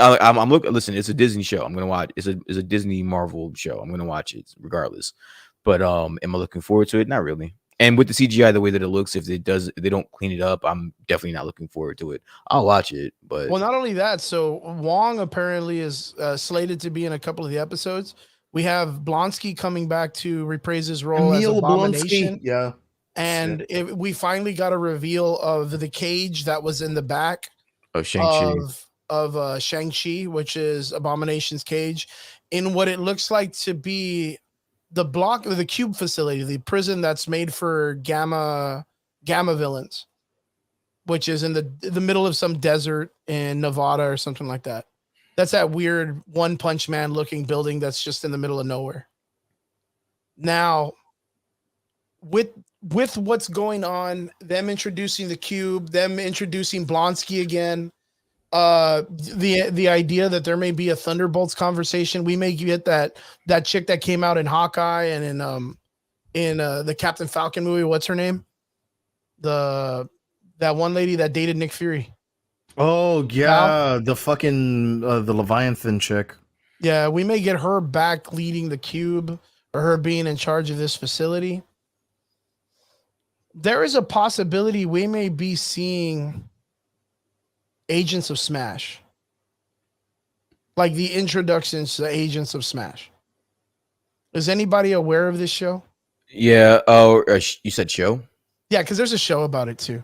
I'm not worried about the show, but I do know that they are hinting with like the color choices in the trailer that there's gonna be multiple, and I'm hearing that there's gonna be multiple versions of the Hulk in this show, which is weird because yes, William Hurt has passed away, so it's gonna be a little bit weird, but yeah, we'll see.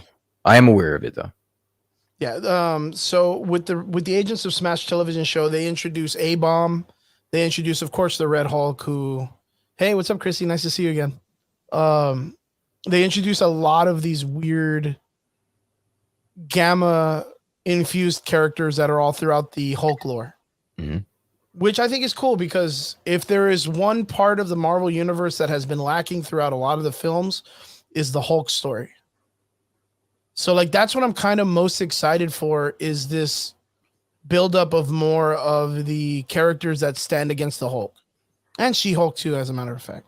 You know, we got Titania. There's a possibility we're going to get Absorbing Man. You know, we'll get reference to him. We may get Mastermind. We might get a bunch of dudes. So Doc Samson. Oh, dude. And what's the other guy's name? Rick? The leader? Or the leader? Not Mastermind. Rick Flag, no? No, not Rick Flag. He's from DC. But Rick is that dude that's like always helping the Rick. Just put Hulk Rick. Yeah, Rick Jones. Rick Jones, yeah. Yeah, Rick Jones, man. He's a huge character in the fucking in the Hulk storyline. I would love to see Doc Samson. That would be fucking legit, dude. Can you imagine if we got Doc Samson helping out She-Hulk, like getting used to like the infusion and her powers and all this other stuff? That'd be legit. But I wouldn't even doubt Rick Jones, bitch. Fucking Bobby. I wouldn't doubt that they are using the Professor Hulk to substitute Doc Samson. Yeah, they're obviously doing that. I would fucking hate that so much, dude. You will be prepared to be very disappointed. Yeah, be prepared. Bobby, Eric Bana, dude. Fucking Eric Bana Hulk's gonna make an appearance. I really think that this is gonna be a really nice introduction, a slow, soft introduction to a lot of the Hulk universe. You know what, dude? Amadeus Cho, the Amazing Hulk. There you go, dude. Totally awesome Hulk. Get it right. Get it right. The best Hulk ever. Yeah, dude. There you go. Fucking confirmed. You know what? It would be interesting if there was some type, because we already had an introduction of his sister in Age of Ultron. Yeah. So it would be a pretty cool introduction if they were like, oh, hey, you know, welcome to the Cube. It just so happens one of the lead scientists is one of the youngest, smartest people on the planet, and he is a genius at gamma radiation. This is Amadeus fucking Cho. I could see it happening. I could totally fucking see it happening. That'd be legit. So, guys, what do you think? Are we excited for the show or not? I'm excited for it, but I have a question. Piggybacking off of what you just said, why do you think Universal hasn't done a Hulk movie yet? With the success that Hulk has right now, why would they not just pick up the phone? No, just pick up the phone and make a deal with Feige and just make a movie and make $1 billion, which it'll probably make, and just take your money and go home. Why would they? Why are they? That's a fucking really good question. I think after a while, it kind of turned into like, let's ride the success through Feige, and then once things finally, but you can make your own. You have a blueprint. Sony is doing it with Spider-Man, right? You have a blueprint. It can work, and Sony is they're raking like 70% of the fucking profit. Why wouldn't Universal do the exact same fucking thing? Like there's only but so many fucking Fast Fives or Fast Furious fucking movies you can make, bro. Like that's gonna die out soon. So why not make $1 billion fucking movie with? That doesn't make sense to me. Yeah, you're absolutely correct. But and not only that, and then not only that, but people like you that want to see the more Hulk, you're not going to. Yeah, we're not going to see it in that sense. I really think that there's a underlining deal that Marvel is trying to do to get the entire rights back to the Hulk. No way. I There's I see zero it. I think chance. Hulk. I think Hulk. Universal is trying to smash that deal and get a bigger deal. That's what I really think. I blame gas prices too. Fucking I saw thanks, another one here Obama. too. Let me see. Oh, right there, dude. Investments and Universal sitting on Fast franchise in Jurassic Park. Probably. Jurassic. you know, I mean, one of the Jurassics, one of the newer Jurassics made $1 billion, but the rest of them haven't. That's true. The Fast franchise, I don't know if any of them made $1 billion, but fucking you, cares, dude. Fuck that but franchise. yeah, fuck the franchise. So I'm saying you're sitting on these two franchises that they can they can make you some decent money. But I mean, I think if right now is when you strike when the iron's hot with the Hulk, dude. Like I don't know why you wouldn't strike on that. Yeah, he's been one of the most sat on characters throughout the Marvel MCU storyline. So that's pretty much why I was the most excited when I saw the trailer come out, because I was like, yes, finally some more Hulk content. Like finally some Hulk content. Yes, it's more about She-Hulk, but not about Bruce. But we got asked a really good question coming from Vince, our dude, our man in the sky, who constantly asks the questions. He put, I wonder how the She-Hulk series will build up into the World War Hulk movie. Holy shit, that's a question.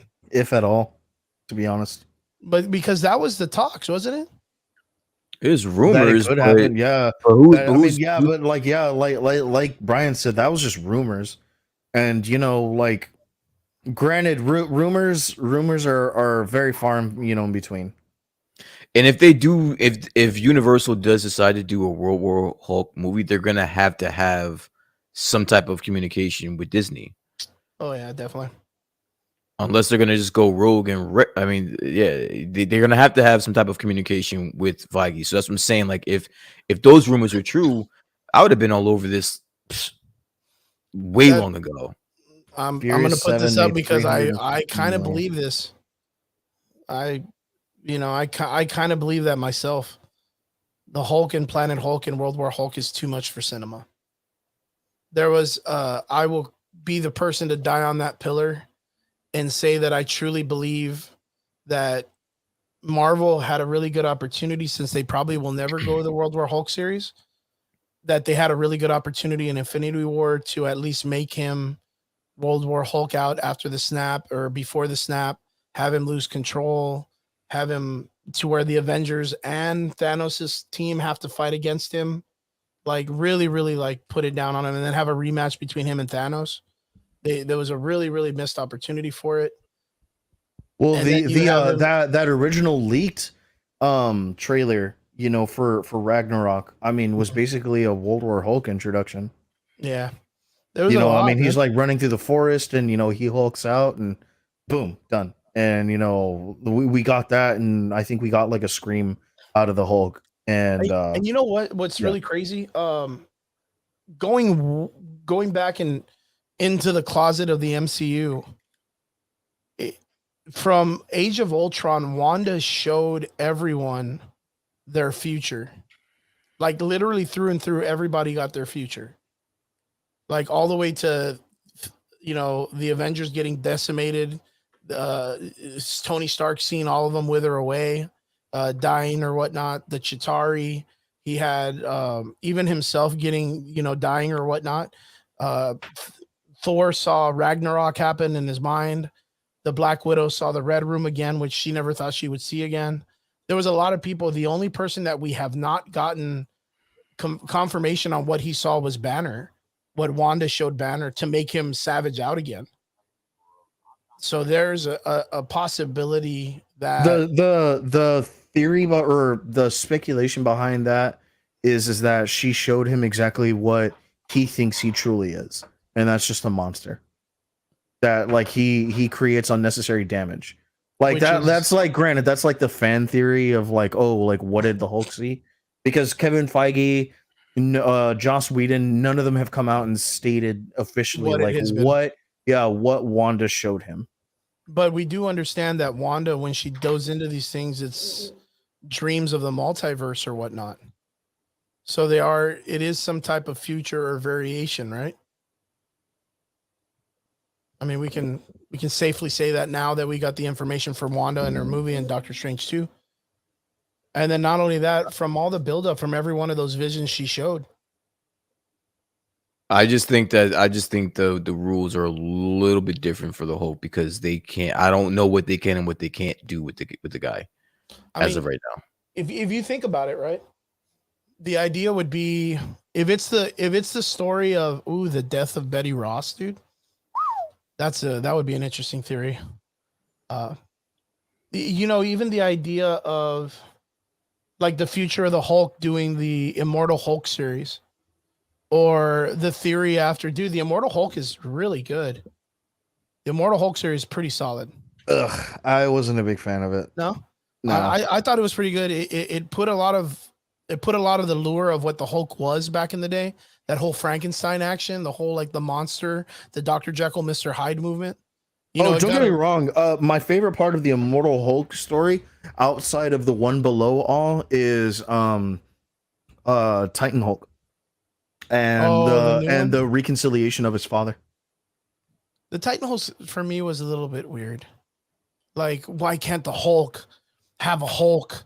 I was like, oh, come on. Oh, sorry, man. not Titan Hulk. I apologize. Not Titan Hulk. Devil Hulk. Oh, the dad. Yeah. The dad's Hulk. That's a good shit. Mine was where he allows the scientist to cut him up into a bunch of little pieces. Yeah. And then he waits it out only to like heal up and swallow the dude into his body. And the guy just dies getting crushed to death by his organs and shit. Fucking, that was. It was an oddly weird horror comic. Yeah, that was dark. But yeah, I could see it being where like they showed him to be the monster again. Michael Betancourt always comes up with some really crazy truths and stuff. If we get Agents of Smash, maybe we saw Betty Ross get gamma irradiated and turn into the Harpy. I'd rather see her as the Red Hulk, Red She-Hulk. Or the Red She-Hulk. Yeah, that's a good one. But that's just me. This is me just being like a communazi, continuity Nazi, where I'm like, no, I was like, damn, dude. Jeez, straight for the jugular. God damn, right? Man. Vince Weaver says, I think Bruce Hulk saw the death of Betty Ross. I could see that. Bobby says she showed him Nicolas Cage's Superman movie. The fucking fabled. The fabled one. Yeah. Yeah, I could see that. In the show, Vince Weaver says, I hope we get a rematch between the Hulk versus the Abomination. Dude, if it is, I bet it's gonna be off panel or a super fucking small one. Or they cut it completely and they give it to She-Hulk and she fucking dominates his ass more than Hulk did. Just to give like that girl power movement. You know what I mean? That she's going to have, because that's the thing is the theory is that she's going to have more power than Bruce. Yeah. You see, I like fucking Brian's face was like, but why is that a rumor when it's known that she has less? I don't know why they would retcon that. It's just going with like the times, I guess. Yeah. Because like in recent times, they've written her character to be like super OP compared to like what the Hulk has done, even as World War Hulk. Yeah. So, it was this weird thing where like in her early stories, she had better control of her strength. So she was able to display higher levels of strength earlier in her Hulk career than Hulk was at the time. So the guy that you actually got the blood from, yeah. Okay. It's really hard to explain, but yeah, it's just been in recent times that they've been kind of like expanding the She-Hulk character. They removed Bruce Banner completely, and they brought in She-Hulk to do all of this stuff. It's very weird, but okay, we'll have to wait for the show to see what they're going to do with that. Michael Betancourt says for us to get a World War Hulk story, we would definitely need the century before World War Hulk. It would not feel the same. Now that falls in the same problem as if we're looking at Loki 2 coming in, getting Hyperion, how are we going to do it with the century? Like if we're going to get a century story. Because that's literally the dude with almost the same power set. So then why would we need him? See, that would be the thing. Can you smash them both together? But I wouldn't want Not that, in a dude. TV show. Not in a Yeah. TV show. Not about the Hulk. Yeah. Yeah, it would need its own thing, right? Yeah, then fuck that. Yo, and not only that, Triggs, Brian, my dude, the lead up to have the Squadron Supreme being that we have Blade in Heroes Reborn, we have Mephisto in the Midnight Suns, and Mephisto in Heroes Reborn. What was I gonna say? I was gonna say this right now. Oh, the Marvels are coming out. And who in the Marvels has fought Hyperion? Think of the Who has fought Hyperion? King Hyperion. If we're going King Hyperion, not very many people Adam survive. Brashear, dude. Adam Brashear beat the shit out of King Hyperion. Yeah, and that still didn't end well for him. Yeah, no, he won. He beat the shit out of him. He won. No, he beat won that fight. Hyperion, not King Hyperion. No, he beat King Hyperion in the Exiles comic. He went to Adam Brashear's planet. See, dude, and all those fucking Hyperion. Exile comics, Yeah, I know. dude, it's so goddamn confusing with But- all those fucks. But you see, like bringing in the Squadron Supreme and then having the Marvels coming in, which will probably be very close to the way the Ultimates comic book was. You can have Hyperion come in and fight Blue Marvel, man. That would be great. Fucking great. Damn it, boy. Damn it. All right, that's enough of this. She-Hulk's already got And enough. that's the reason. And that's the reason why you get so disappointed, bro. Look at that shit. Look Yeah, at that. I know. Look what you I just know. did. I know. Yeah. My brain Yeah, travels too much. you're literally trailer fishing yourself. Yeah, I know. My brain travels too much. Guys, I must ask you, being that we're going into the trailer talk and we're talking about all this other crazy shit, did you see the trailer for the goddamn season 3 for The Boys? Yes. I have not. Dude, you haven't seen the trailer? Oh Yeah, my I don't. God. I don't watch The Boys.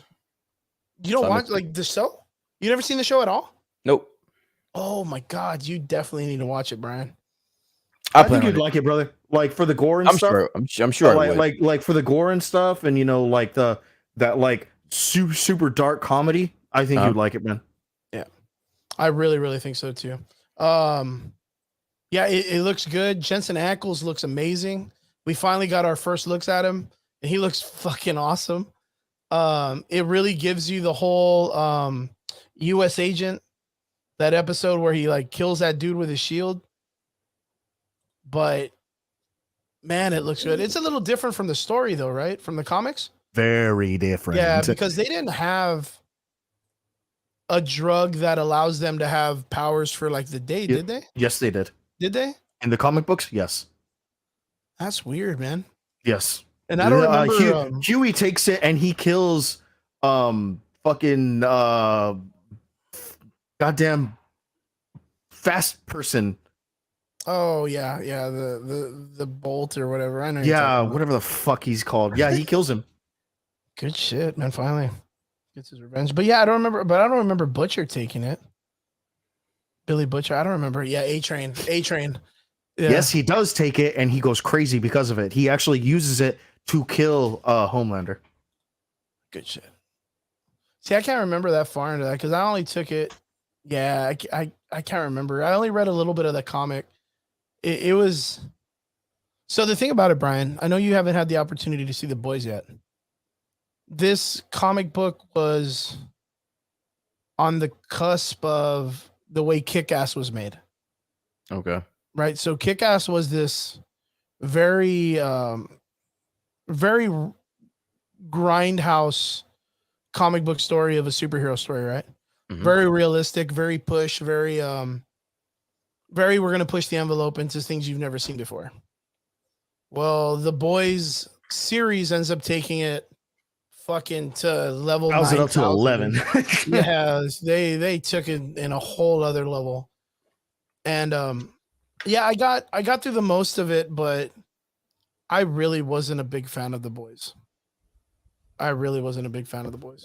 But the show, like I said, reinvigorates the series by having a bunch of cool, fun actors come out in it, and you get to see all these crazy things that happen in real life. And it's a wild ride. I'm not gonna lie. The animated series was pretty funny. I'm not gonna lie. It got a little weird when it got to Aquafina's episode, but Yeah, the animated series was pretty funny. Trigger, what did you think of the boys trailer 3 or for season 3?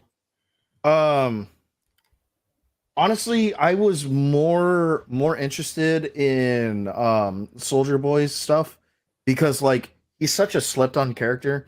Like in the comic book, you got to see he was at like Crimson, whatever the fuck her name is. Um, uh, I don't know, like Red Crimson or some shit like that, and something super unoriginal. But there is a particular thing that like they actually filmed in season 3, and they're showing it in season 3, and in comics it like comics as in general is like one of those like if you know about this particular story like you're into some weird shit. Like they filmed Herogasm. Yeah, I heard about that, and the director said that you're not going to be disappointed. He Like, also they're said going- you're not going to be the same after that. Yeah. He was like honestly like you're going to see it and you won't be able to unsee it. Like Jensen Ackles said the same thing. I don't know why they go into this as like such a like they push that envelope so much for comic stories. Ah, dude, I don't It's a little weird, man. I don't know. Look, I mean, look, I'm gonna tell you the moment I stopped caring about the boys is when they introduced like the weird X-Men, like their variation of the X-Men, where like the the Xavier dude has like a house of like orphans, and he's kind of like weird with the kids. So I was like, yeah, I'm not about this show. Like I got really, yeah, dude, I got real fucking lost in that episode. That's what really got me out of I the mean comics. that's why I was like, I mean, Big Mouth is kind of the same thing with me now, Rick and Morty and shit like that. And I'm like, Yeah. oh, dude, like at this point now, I feel like I'm watching something that should Smut. be like not even just smut. Like I feel like I'm watching something that is gonna put me on a fucking watch list or some shit like that. Yo, and that's what fucking freaked me out this past week when I messaged you guys about that fucking show. What was Which it, one? Velma? Oh yeah, Guys, I must be explained this. Why do we need a R-rated Scooby-Doo Velma show? we don't. Why not? You're behind this, Brian? Like are you subscribed to this? I subscribe to like Everything. why not? Like what is your right with it? I need you can't just leave a blanketed statement like that. Explain to me why you're confused. Well, to me, Scooby-Doo has always been a child show. Okay. So having it to go to HBO Max, which unless your parents are putting like the code on their TV to stop you from watching it or whatnot, kids are gonna watch this shit, and it's gonna have nudity. It's gonna have like the grotesque scenes of murder. Like there's gonna be things in it that are a lot adult oriented, which is equivalent to the Harley Quinn show that just happened not too long ago, also, but it didn't have anything nudity wise. But You think these kids are watching Scooby Doo? no, I was Not a the kid once. Yeah, not we're the all one. kids once. Like we know what kids do. No, but That's I'm not the point, saying though. no. The Scooby Doo that's coming out right now. I know they're not watching that, but the old school. Do you think these kids know who the fuck Scooby Doo is? Yeah, dude, they just passed the freaking video game out. Like everyone's hyped about the fucking video game. Everyone just saw Scooby Doo go crazy. Look, Mike just put it in the comment right before he started. There's These a characters are Scooby-Doo still out there in the video game? WB cartoons. No, there's a WB multiverse that has Shaggy in it. Mhm. I got that. Like I'm aware of what Mike's talking about. Yeah, the video game. But I mean the show you're saying that kids watch the show. No, they don't. This is gonna be an adult show that is gonna be on HBO Max or whatever the fuck it is.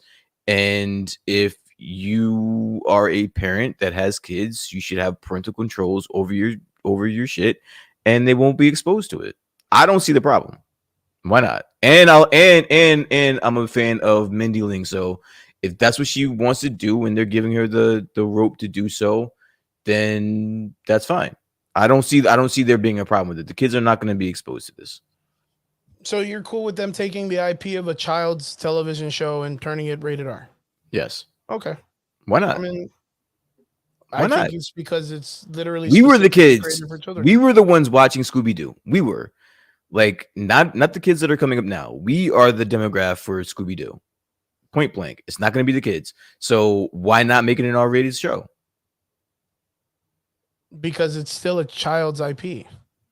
Okay, but we were the ones watching That it. would be like if they released a Transformers cartoon, but all the Transformers had penises. When was the last? When was the Like last they time you just had saw? swinging dicks in between their legs, and you'd be like, "Oh, it's cool." If you ask a 7-year-old right now what the fuck Scooby Doo is, you think they're going to be able to tell you? Yes, Absolutely not. They don't watch 100%. that shit. I have a child. They don't watch that shit, bro. You Like should ask your child tomorrow. Look, They don't- I've got a- they don't look, they don't I've got watch that shit. I've got a kid guy. All right, and I'll ask my kid guy to ask. Yo, The well, kids. Brian, tomorrow. I do that have a kid. experiment. I'm telling you, I Yeah, have one. Brian's got a daughter. You don't have to go get your kid guy. I have a kid. Look, They I got don't a watch- kid guy, dude. They don't watch that shit. Like we are the demographic for Scooby Doo. We were the ones that were growing and watching that shit. So why not make an R-rated cartoon about it? Okay, I want you to do me a favor. Yep. I want you to look up any Scooby Doo show right now Okay. and look up the numbers for it. Where would I look that up at? What Fuck if show? I know you're my numbers guy. You're the guy that finds numbers. But I'm saying, like, where are they showing Scooby Doo? That's what I'm saying. Where are they even showing it? To where kids will even know what it is. Let's see. IMDb. Scooby Doo, where are you? Shit, I don't even know how to look at this shit. You see, and you think a 7? You think so? Oh, but again, I don't watch cartoons at the moment, so I wouldn't know what is on for children right now because I don't really watch children's shows all that much. It ain't Scooby Doo. To be fair, we read children's comics. Yeah, comics I know. I'm not gonna lie, I know comics. Let's see. I'll just type in. Well, if I type if I type in new show, it's gonna pop up with the HBO Max one.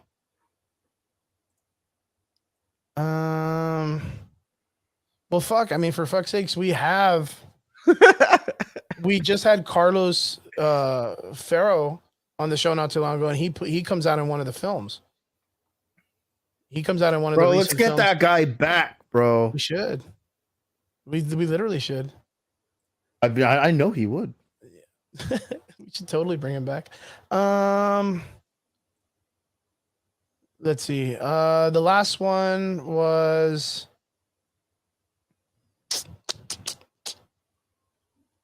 it's probably just going to be reruns. I don't know if they're doing any new shows. The last one was from 2010 to 2013, it looks like, from here, which is Scooby-Doo Mystery Incorporated. They had a show not too long ago with Supernatural where they did a crossover with Supernatural. Yeah, I really wouldn't even know what would be the newest show except for the HBO Max. And that's but what all I'm the ratings saying. are all 7.9 out of And eight. that's what I'm saying is like it's not an IP where you can go Saturday morning and watch it and it's embedded in these kids' minds. And now if there is an R-rated version of it, it's going to fuck them up or it's going to be bad for them. These kids don't know who the fuck Scooby-Doo is unless we, the generation that watched the shit, showed them or told them. That's it. So if they wanted to make an R-rated series about it, why not? I don't see there being a problem with it. I don't know, man. I just feel that's so crazy. I feel that's super. Yeah, I mean, they were doing an adult Powerpuff Girls series, and well, that got scrapped and pushed back and shelved or whatever the fuck it is now. What's her name? Mindy Kaling. That's her name, right? She's the one. I mean, she's extremely funny. She's extremely talented. She's extremely bright. She gave us. She wrote episodes of The Office, and I think The Office will go down as one of the best shows ever. So why not give her a shot, bro? If she wants to make a Scooby-Doo R-rated fucking show, why not give her the shot? Oh, and on top of that, she made her brown because the dog talks. I was like, yeah, because Scooby-Doo talks. She was like, well, if the dog can talk, then I can make Velma brown. And I was like, Why not? I guess. I was like, I guess, dude. It's a fucking cartoon, bro. So I'm just saying, like, why not give her a shot? Like, why are people so scared to let people take shots and take chances? And what if the shit was fucking dope? What if it comes out to be one of the best things that the WB has to offer? Like, what's wrong with that? Why not just give it a shot? And if the parents are so worried about their children being on HBO Max, number one, you should have parental controls on it anyway. That's number one. And then number two, they're not gonna die, bro. I grew up watching Pulp Fiction. We'll be okay. They'll be all right, bro. I don't know. I think it's a little awkward. That's about it. Oh, it's this chick. Is that Mindy Kaling chick you're talking about? Yeah. Oh. Yeah, she's doing it. That's who's doing this show. So as I'm saying, like, she's got a proven track record. What kind of stuff has she done before? You ever watch The Office? No, I mean I've seen a couple episodes. She's a very prominent member in The Office. Yeah, like a writer or what? Yeah, no, like an actor. No, she's an actor, but she also wrote episodes. Like, she wrote like damn near half the whole fucking every episode. So I remember she was in a TV show, wasn't she? Like Ugly Betty or something like that. Parks and Rec or some shit like that. No, she had her own headlining show and it was fucking trash. Yeah, I think she had like the Mindy. It was like a sketch comedy. Oh show. Yeah, it was garbage or some shit like that. Or It was like a sketch, I think. But so when she headlined, when she was part of a show that was already encased with good reviews, she did extremely well with. But when she had her own shit and it failed miserably, that's what we're going off of. Again, people take chances. Give her a chance. And a lot of people don't even realize that when 9 out of 10 times the episode of The Office that you're watching, she fucking wrote the shit. So it's like, give her the opportunity. Okay. Well, I don't know. I'm still not too. I don't know. I just don't feel like taking the IP of a children's show. That would be like taking Sesame Street and having them all fucking smoke crack for a day. And just being like, yo, we're gonna write a movie. Snuffleupagus is gonna fucking blow Big Bird. Oscar the Grouch is gonna sell cocaine to kids, and it's okay because it's rated R. I mean, are we gonna watch the fuck out of it? I don't know. I'd watch that shit. Why not? That actually sounds kind of funny. Yeah, that's what I'm saying. Like, why not? You know why? You know why, Chris? You know why me and Triggs are saying that? Because we are the ones that grew up on Sesame Street. Like, I don't. What did you saying? I didn't grow up on Sesame Street. Because that's like what are you talking about, man. I'm saying make those toys, dude. I'm saying that we grew up on Sesame Street. Like, we grew up on that. I'm not excluding you. I'm saying we. That's the reason why it's like, because we grew up, we are the demographic for Sesame Street. So for us to hear about Big Bird smoking crack, it would be funny as fuck to us. Like, we will fucking like, if I had Elmo as my fucking drug dealer or some shit like that, like an Elmo drug dealer skit, like there are on YouTube, dude, my fucking ass off. And that's with you taking the liberty of taking it to the most extreme, which is gonna be fucking Big Bird smoking crack. I still think that sounds fucking dope. Yeah, so it's like, I'm pretty sure this show is not gonna take it to that extreme. But I mean, like, like, why not? I don't know. I'm personally not. I don't know. I just feel like it's kind of It's sacred ground. You can't touch Scooby-Doo. We can't have a R-rated Scooby-Doo show because that's sacred ground. No, it's not sacred ground. It's just that, like I said, like those were originally shows specifically based for children. Where during those times you had people making like you also grew up with Ren and Stimpy, right? Exactly. And you loved Ren and Stimpy, right? Absolutely. You know that dude was very weird with kids? Yeah. The guy who created that comic? Yeah, and literally all the characters he drew about, he even admitted were based on like all the sexual content characters that were all females were all based on 13-year-old girls. So would you not all surprised about that? I stopped subscribing to Ren and Stimpy like when I found out about that. So you don't watch Ren and Stimpy at all? Fuck no, and I wouldn't. That same thing like I told people for Rurouni Kenshin. Again, when they busted the director for Rurouni Kenshin for having child pornography, I was like, fuck that, and I'm a big advocate for samurai shit. That's like I know, dude, and that's why I was like, yeah. When you told me that, I was like, bro, I'm sure that was a deep cut for you. That was a fucking huge cut for me. I will never buy another fucking Rurouni Kenshin thing in my whole life. I never heard that about the creator of Ren and Stimpy. Now that I know that, it does make me feel a certain way about it. But that's not what we're talking about here. Again, you're going to another extreme that doesn't have to do with No, this but the thing specific is situation, though. these IPs were specifically made for children. They're specifically made. They're not made for saying, "Hey, you know what? You guys that like Scooby Doo, the show is going to grow with you." And this one It's isn't. no, it did not What- grow with you. No, It literally, I'm like saying this one that they're making right now. They're saying this isn't for kids. That's it. Like it's an R-rated show, so they're saying that it's not for kids. It's for adults, so adults should be the only ones watching it. I mean, yeah, they should. So like I don't understand why we can't give her a shot. I don't understand why we can't give the show a shot. Well, the show's going to be given a shot. It's getting cartoons, it's getting animated. It's got a shot. Yeah. We just got to see where it goes from there. I myself, I'm not going to watch it.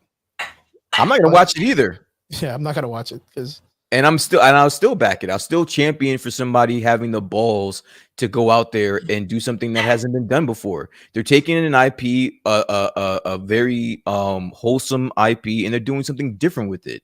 And they're taking a shot. They're going out on a limb. I'm always going to champion someone that's going against the grains, champion someone that's going outside the box, that wants to do what they know that they're capable of doing. I'm always going to champion that. Well, that's like the people on Netflix that try to do beauties. Hold on 1 second. Like, is that going to be championed? That's going to be that. Let me finish my point. I'm just saying, like, that's the side I'm always on, especially when it comes to whatever we're talking about. I'm always going to champion someone that has the balls to do what they want to do. I'm not going to say, oh, I'm not going to watch that because it's for kids or it should be for kids. Well, this one isn't for kids. It's for adults. So you never know. It could be she could knock it out the fucking park. And it could be her claim to fame. Who knows? But she won't if she doesn't take a chance. That's what she feels she wants to do, and she feels like she can execute it. Then that's what it is. Michael Betancourt's like, I'll watch it. I'll report back in. Bet. Yeah, bet. As a matter of fact, Michael Betancourt, at one of his conventions like last year, they had the Scooby Doo van, like literally a person with the Scooby Doo van at the location. Oh shit. Yeah, and I definitely have to take a picture and send it to you guys because it is spot on. And the kid that made it is like this, this really good, like he's like a Christian dude, like always at church, and that's like his forte. But like I literally was like, dude, why the Scooby van? And he's like, because it makes people happy. Like when I drive around, people see it and they're just happy. Now, if you just add some tits to that, then it'll make you get some titties on that van. Woo! And we're gonna get it in the show. Now, boom, there you go. Everyone's happy. Go. Oh, boom. That's fucking wild, dude. God damn it, Brian. That's wild as shit. All right, now it's time to get to the serious part of the conversation. The last thing that we're gonna be talking about. We're gonna cover. I don't know how much we're gonna be able to cover about this. I really am not all that aware of it. Brian, you're the one that's really, really up on this. I know that you are my finance guy. You're the one that you're the numbers currency. You're the numbers dude. Like you're always crunching numbers and talking the market and shit like that. There was some really interesting shit that happened with the business side of Marvel the last couple of days. For those that have been sitting, Mike Betancourt probably knows what's going on. He's a person of business. He's a business first, pleasure second. But Marvel has apparently bought and acquired the rights of Stan Lee for the next 20 years. Correct. Brian, You're going to have to explain this because I have no idea how someone buys the rights. What's up, dude? That was Trip's wife. Yeah, man. My wife giving me love. So Marvel did just strike a deal of a 20-year, which is weird. It's a 20-year deal with the Stan Lee universe, which is in juncture with the Genius Brand International and PAL Entertainment, to license the likeness for Stan Lee. So again, for 20 years. And again, I could not find a specific number for how much they purchased. Do you know that they actually bought his likeness? Sorry, that PAL Entertainment actually bought his likeness in 2020. Well, they acquired it from PAL. Yes. Yeah. So they acquired it from and PAL. then it was exactly. So then it became basically a joint venture at this point, where everyone's going to be in on it, and everyone's going to try to make millions of dollars. Something out of it. So basically what that means is that now Disney specifically, they have the rights for the next 20 years to make merch, to make rides, to sell T-shirts, to sell whatever they want that has to do with Stan Lee for the next 20 years, which I myself thinks is it could be a very lucrative deal. Which is why it's so important to find out how much they purchase his likeness for. Now, I'm not gonna lie, dude, and like you're not wrong, because think about it. So I just actually did some research. The Tony Stark VR experience at the Disney locations, your introductory Will be him. introduction to the VR experience and your introduction to the flight simulator and stuff like that is done by Stanley and his Wow. likeness. so It's not done by Tony Stark, RDJ, none of that. It's done by Stanley. So this acquisition, it is also audio and all visual of Stan Lee as well. So anything that's ever been recorded, it's going to be at their disposal. So I do think that they are going to start going bananas at these theme parks, and they're going to start Oh yeah, dude, for sure. jamming Stan Lee merch, which Everywhere. they can definitely make whatever they spend. I do feel confident to think that They'll they can make it back in a couple back. years. Easy. They'll make it Oh, back. Yeah. definitely. Yeah, absolutely. So, it's been getting a little bit of backlash for how Marvel and Stan Lee, how they were at the end of his life. There has been a lot of reports that Marvel and Stan Lee weren't on the best of terms when he passed, and then also the treatment of Stan Lee from his family members and Most his notably friends. his daughter. Yeah. Most notably his daughter, who is the trustee. So we were talking behind the scenes, and I'm assuming that the person that's and going I would to- very much like to see that instead of anything else. but see, like personally. but like we kind of came to the conclusion that it's gonna be her, the one that's going to be financially receiving this money from this acquisition. But then again, like out of all the articles that I've read and reports that I've read, it's very vague on how much money it is and who is getting that money. It's very vague. I say to you guys, what do you guys feel like before we even dive into this? How much do you, if you could just take a ballpark guess, how much do you think the likeliness of Stan Lee is worth? Like, how much do you think you would pay for the likeliness of Stan Lee? Well, this is on 50 million. on the coattails of the $4 billion they acquired his likeness through when Powell got it. Yeah. Powell was at 4. No. So Powell, we still don't know how much Powell got it from them. It's when that with the 4 million, that 4.6, that was when Disney acquired Marvel. Marvel, right? Yeah, we Okay. still don't know how much they was sold to or was given to the Lee estate for his likeness in 2020. There is no way. Me personally, I would have paid an easy 50 mil.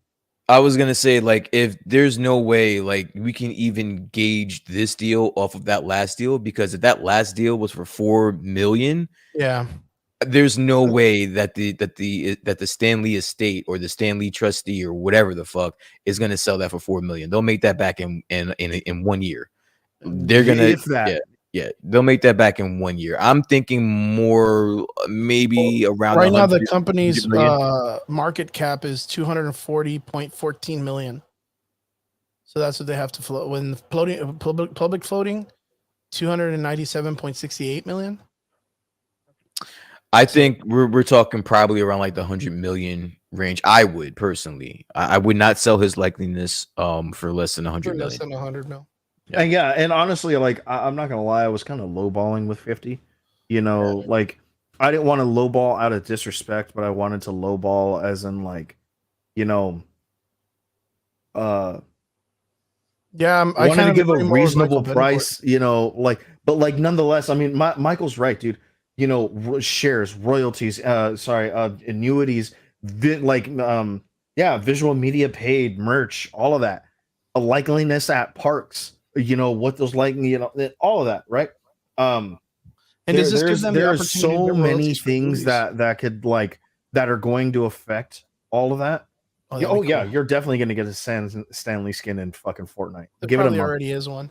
Yeah. And then, like, just knowing the history of the Lee family and Marvel, you're paying through the fucking nose for that. Oh yeah. Like, Oh yeah, they're like gonna whatever, like yeah, whatever discount you thought you might have gotten if we were on good terms, that's going bye bye. Like, that's you're paying through the nose for this shit. So I'm pretty. And again, that's the reason why it's so interesting that whenever there's an acquisition like this, like whenever we see nowadays, it's very popular that a lot of these older legacy acts in music, they're selling parts or maybe all their catalog for like 100 million, 200 million Yeah. nowadays. Really, And really this high. is and this is basically the same thing. But even with that, with there's always a number attached to it. You always know how much that act sold their catalog for. But for this, I can't find it anywhere. Maybe it'll come out later, but I just think it's very interesting that there is no number attached to this. We don't know how much they acquired his likeness for. For me, I'm gonna say it's anywhere close to the bill, man. I think they're gonna get it close to $1 billion, like even more than a bill. Because the thing is you're looking at That might be too the much. man that touches. This guy's got the Midas touch.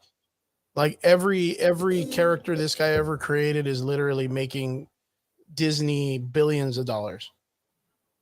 You know what I mean? Like on the whim, A he's billion's literally a lot. I mean, but I understand when you add the everything else involved with like the shares and royalties, but like he's not really getting shares and royalties. I guess he's getting shares and royalties from the parks, but a billion might be a lot. what's up, I'm Marsh? not paying $1 billion for Stanley. You can stay where the fuck he is. I'm not paying $1 billion for that. 100 million, I'll give him. I'll give him. Oh 100 yeah, million. an easy 100 mil. Easy Yeah, but- 100 mil. Yeah, but the family's not gonna look for easy. Yeah. Yeah, the Sure. family is not gonna look for easy. They may not look for easy, but what they are going to look for is a guarantee. These companies are easily give you a bill, dude. You're right. Maybe. Yeah, Okay, like- easily give you a bill. I mean, if there is one company that I could see doing it, is fucking Disney. I can see that, dude, Yeah, but they straight, skimped out on their fucking straight. She-Hulk content, right? but won't give me a She-Hulk that looks worth the damn. But Yeah, You're so there you looking go. at you're, Right, you're they won't give me looking a at good Luke these Skywalker, companies- right? So fucking fuck me, right? You're looking at a company. I guarantee these dudes are online watching TikToks and videos and seeing all the Twitter shit. Being told by millions of people in a day, yo, they should totally put a cameo of fucking Stan Lee and Doctor Strange 2 cooking hot dogs on the corner. That'd be so cool, or whatever Fuck the you. fuck. Like, dude, dude, Stanley already passed away, and there's people that are still like, hey man, they should have him cameo in this movie. Like, You should as a cameo my puppet or what? fucking balls in your mouth. Yeah, like what the fuck, dude? The guy passed away. Like, give him his bread, man. Like, let him have a rest, dude. Like, Yeah, dude. you know what I mean? Fuck. Like, and here they are. They're fucking spending literally over $1 million on a person who passed away just to put him in shit. Like, that's the craziest shit I've ever like heard. See, in and a that week. like I'm glad that they at least gave it to what was it Endgame? Yeah. They gave him his last cameo in Endgame was his last appearance. Yeah. Yeah, Yeah. that was when he played his younger And, version with his wife. Right? Yeah, and, it was already post Thomas, or post Thomas or whatever. But like that was his last one. Yeah, boom, done. Well, I mean, being that now they have the rights to his likeness, that's probably not. Oh yeah, dude. it's not I gonna- guarantee you, they're gonna fucking put him in everything. now. They're definitely gonna put him in more movies now. And I did see, 100%. How I do you did feel see, about that? I was gonna say I did see a lot of backlash about people being pissed off about him being digitally put into movies. Ooh, yeah, don't do it. Just like please. just like you said, let him rest. Yeah, Like let the guy rest. But I mean, he's earned it, bro. He's earned But it. bro, if I'm listen, man, if I'm paying 100 million, 500 million, guess what? You better getting put him in Stan every Lee- fucking. you get McDonald's you you putting you're getting Stanley in every fucking movie and every show. You're getting him every. I'm making that money back. I promise you that. Yo. Yeah, that's cheese, man. That's wild. Yeah, if they'll put him in, what was that CG Big Hero 6 as that dude's yeah. dad? Yeah. Like, we'll put him everywhere, man. He'll be Yeah. CG everywhere. I mean, and that's not even the idea that like there was people that were talking about Ryan Reynolds wearing a wig, a mustache, and glasses of Stan Lee and doing Deadpool cameos as Stan Lee. I did see that. That where would be he's sick, dude. And I that did see that that. Where was he'll pick up the mantle of being the Stanley cameo He in should. the He movies. should. I He think should. I think if there's any way that you could respect him, that would probably be the funniest way to do it. Just don't give me the fucking wig. I don't need the wig. All right, I don't. That might be a little bit weird. I don't need the wig. But it Give was me the the same wig he glasses. wore in Yeah. Endgame. Yeah, but if you want to take up the mantle where you are being the cameo in every movie, I'm with it.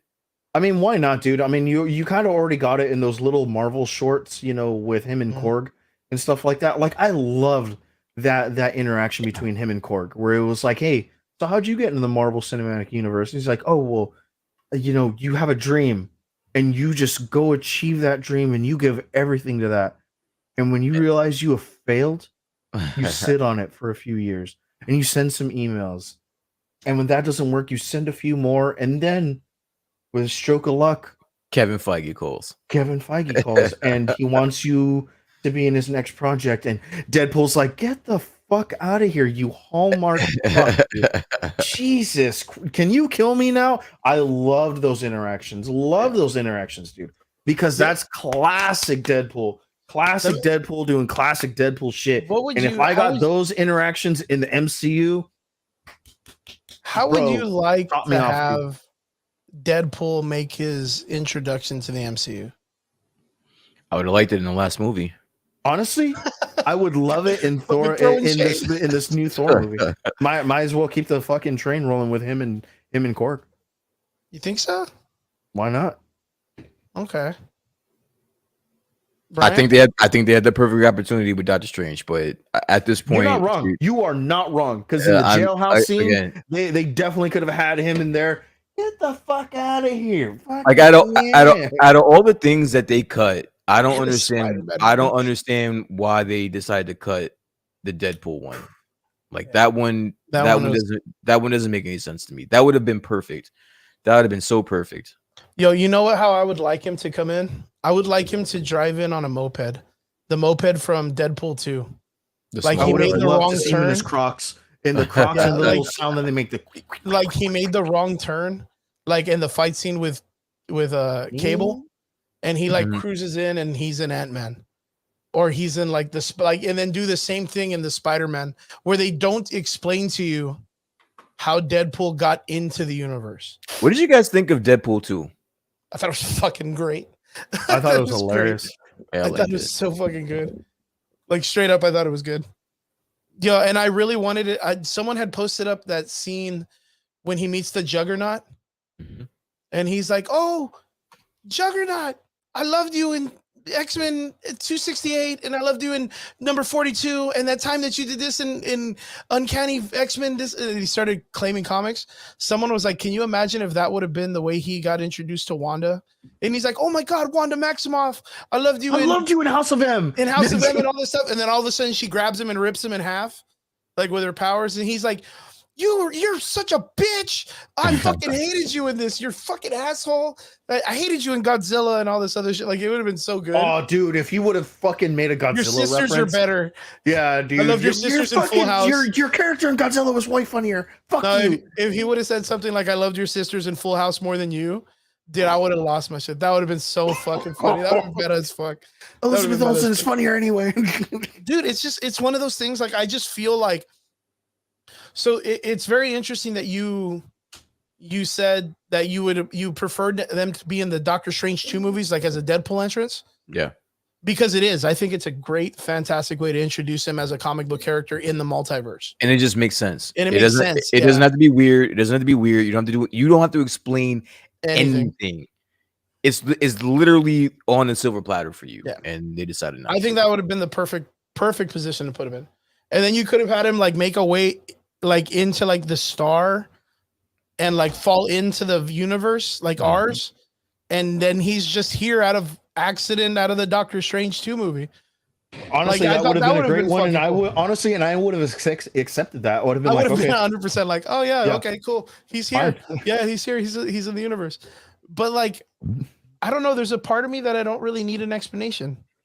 Like, I just need him to cruise up in a moped or take a bus, and he comes off the Greyhound.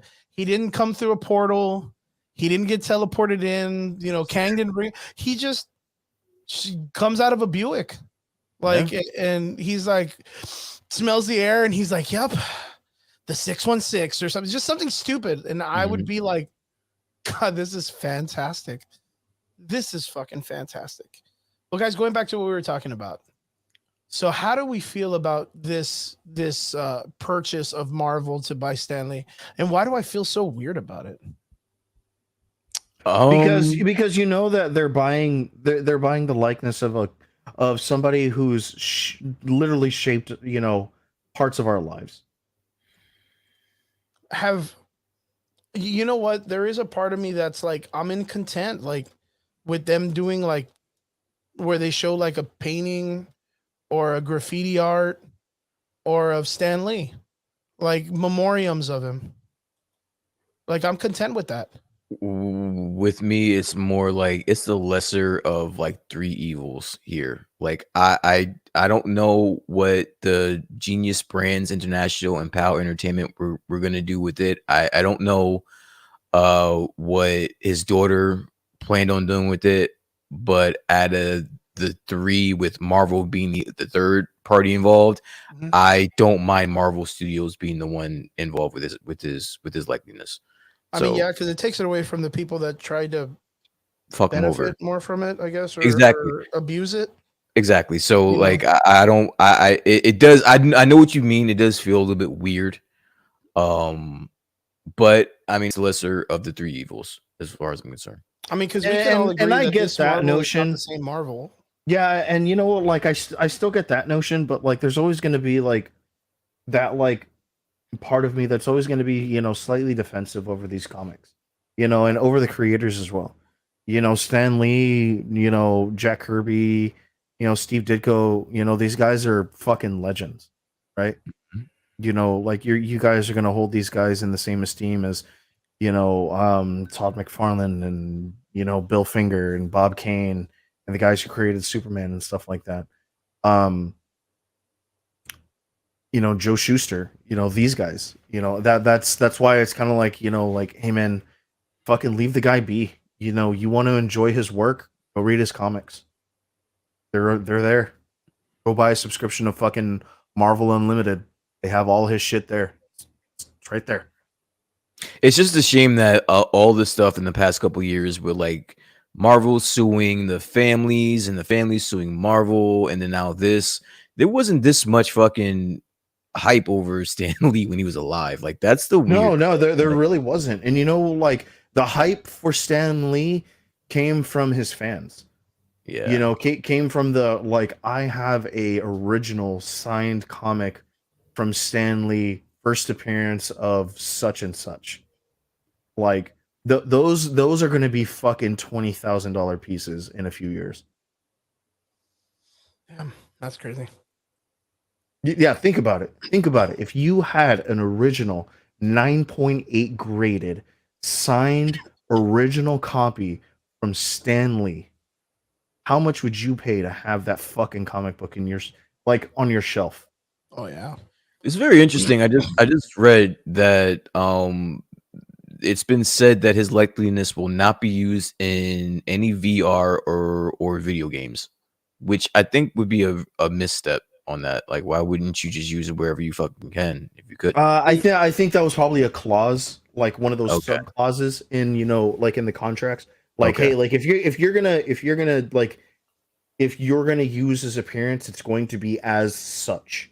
Yeah, it will not be in XYZ media. Okay. Or mediums. I can see that. I would not be able to do a business deal like that because everything in me, and I do think you're right about what you're saying, but me being in a business to like deal like that, I would tell them that they can kiss both my nuts. If I'm purchasing the likeness of this guy, I'm using him wherever the fuck I please, and there's nothing you guys can say about it. Okay. Yeah, especially if you're fucking putting that much cash behind it. Yeah, but also from a business sense, you're buying my product. I'm going to tell you. No, that's fine. I'd rather throw another 100 million on top of that and tell you to go fuck off, rather than after being like, I mean, can you imagine that shit? Yeah, rather than you putting that much cash on something and someone's still giving you rules and shit. Yeah, don't dude. And you know what? And like, and the fucked up part of me is like, okay, give me your 100 million. I'm still going to give you one less subclause. Yeah. Like I'm gonna milk you like That's like the if I'm barter. gonna be the business asshole, then I'm gonna milk you for everything you're worth, and I'm still gonna get something out of you. As they should. And again, what better fucking company to have that happen to than Disney? Right? Like this is they have and more I'm money than sure God. right, and like because like dude, I did some really extensive research right before the show. Dude, apparently there's like audio recordings between him and his daughter just fucking going at it. Oh yeah. Going at it, dude. And he's like, fuck you, like you're like the worst person I've ever met in my life, telling his fucking daughter this, dude. Well, guess what? And I'm like, listen, it may not sound like the best business tactics, but I'd be like, listen, you might want to come down, come take a little bit of that tone out of your voice, because I'll release these motherfucking tapes of Audios, yeah, man. I'll release these shits and just make you look like shit. So are you gonna play ball or what? Like that's exactly what I would do. Well, that's man, I'd be like, I'm Stan Stan Lee, motherfucker. Guess what? I'm 87 years old. I'm senile. Go for it, bitch. Yeah, there was a situation that happened that was right before he passed away, where they were trying to get him to sign some paperwork and sign some of his estate because he was worth. I want to say it was like $52 million before he passed away. I looked it up. He was worth 50. Right? He was worth $50 million at the so they were trying to get him to sign some of that shit off so that it wouldn't be expedited out into the companies and businesses and here and there and all over the place. And does that sound low to you as for Stan? That sounds fucking low down, man. I wasn't gonna bring it up because I didn't want to sound like an asshole, but like that sounds also, like too low. Oh, yeah, but that's just the worth of him as himself. That wasn't the worth of his assets. Yeah. No, I think that was his assets. And keep in mind, his assets were upwards into the billions. I think that was his assets. Any lucrative asset, because he had already sold those assets. That's what I'm saying. So he had nothing. He only had the 50 million in assets left. He had no liquidity. He had no cash. He damn near died broke. He had 50 million were just basically assets. Period. Everything else he sold off. He had nothing. So if you really think about it, it's really tragic the way he died. Like it's not fun at all when you think about it. And I very much want you to watch Batman and Bill if you think that's bad. Okay. Because what happened to Bill Finger is a fucking travesty. It's a travesty. Like a 100% travesty. Yeah. That goes down like I will never ever again utter the name Bob Kane without saying fuck you behind it. Ever again. I promise you that. I will never ever say Bob Kane and fuck you not right after that. Damn. That's crazy as fuck. I'm not gonna lie. Vince puts when Deadpool 3 happens, I hope he mentions Ezra Miller and does a vlog video and says, "Hey, it's your boy." That's funny. I could be behind that. I could be behind that. I could be 100% behind that. Someone released some photos of Ezra Miller this week wearing like El Chapo's costume. The guy just looks like what does El Chapo look like? Yeah, he had like a fucking shirt like buttoned all the way down.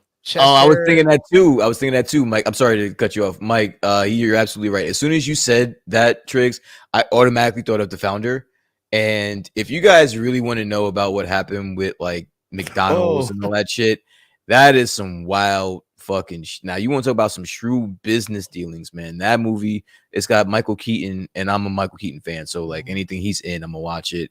And yeah, dude. And honestly, he was I did some research afterwards, and he was actually lighthearted in the movie. He was even more of an asshole in real life than he was portrayed in the fucking movie.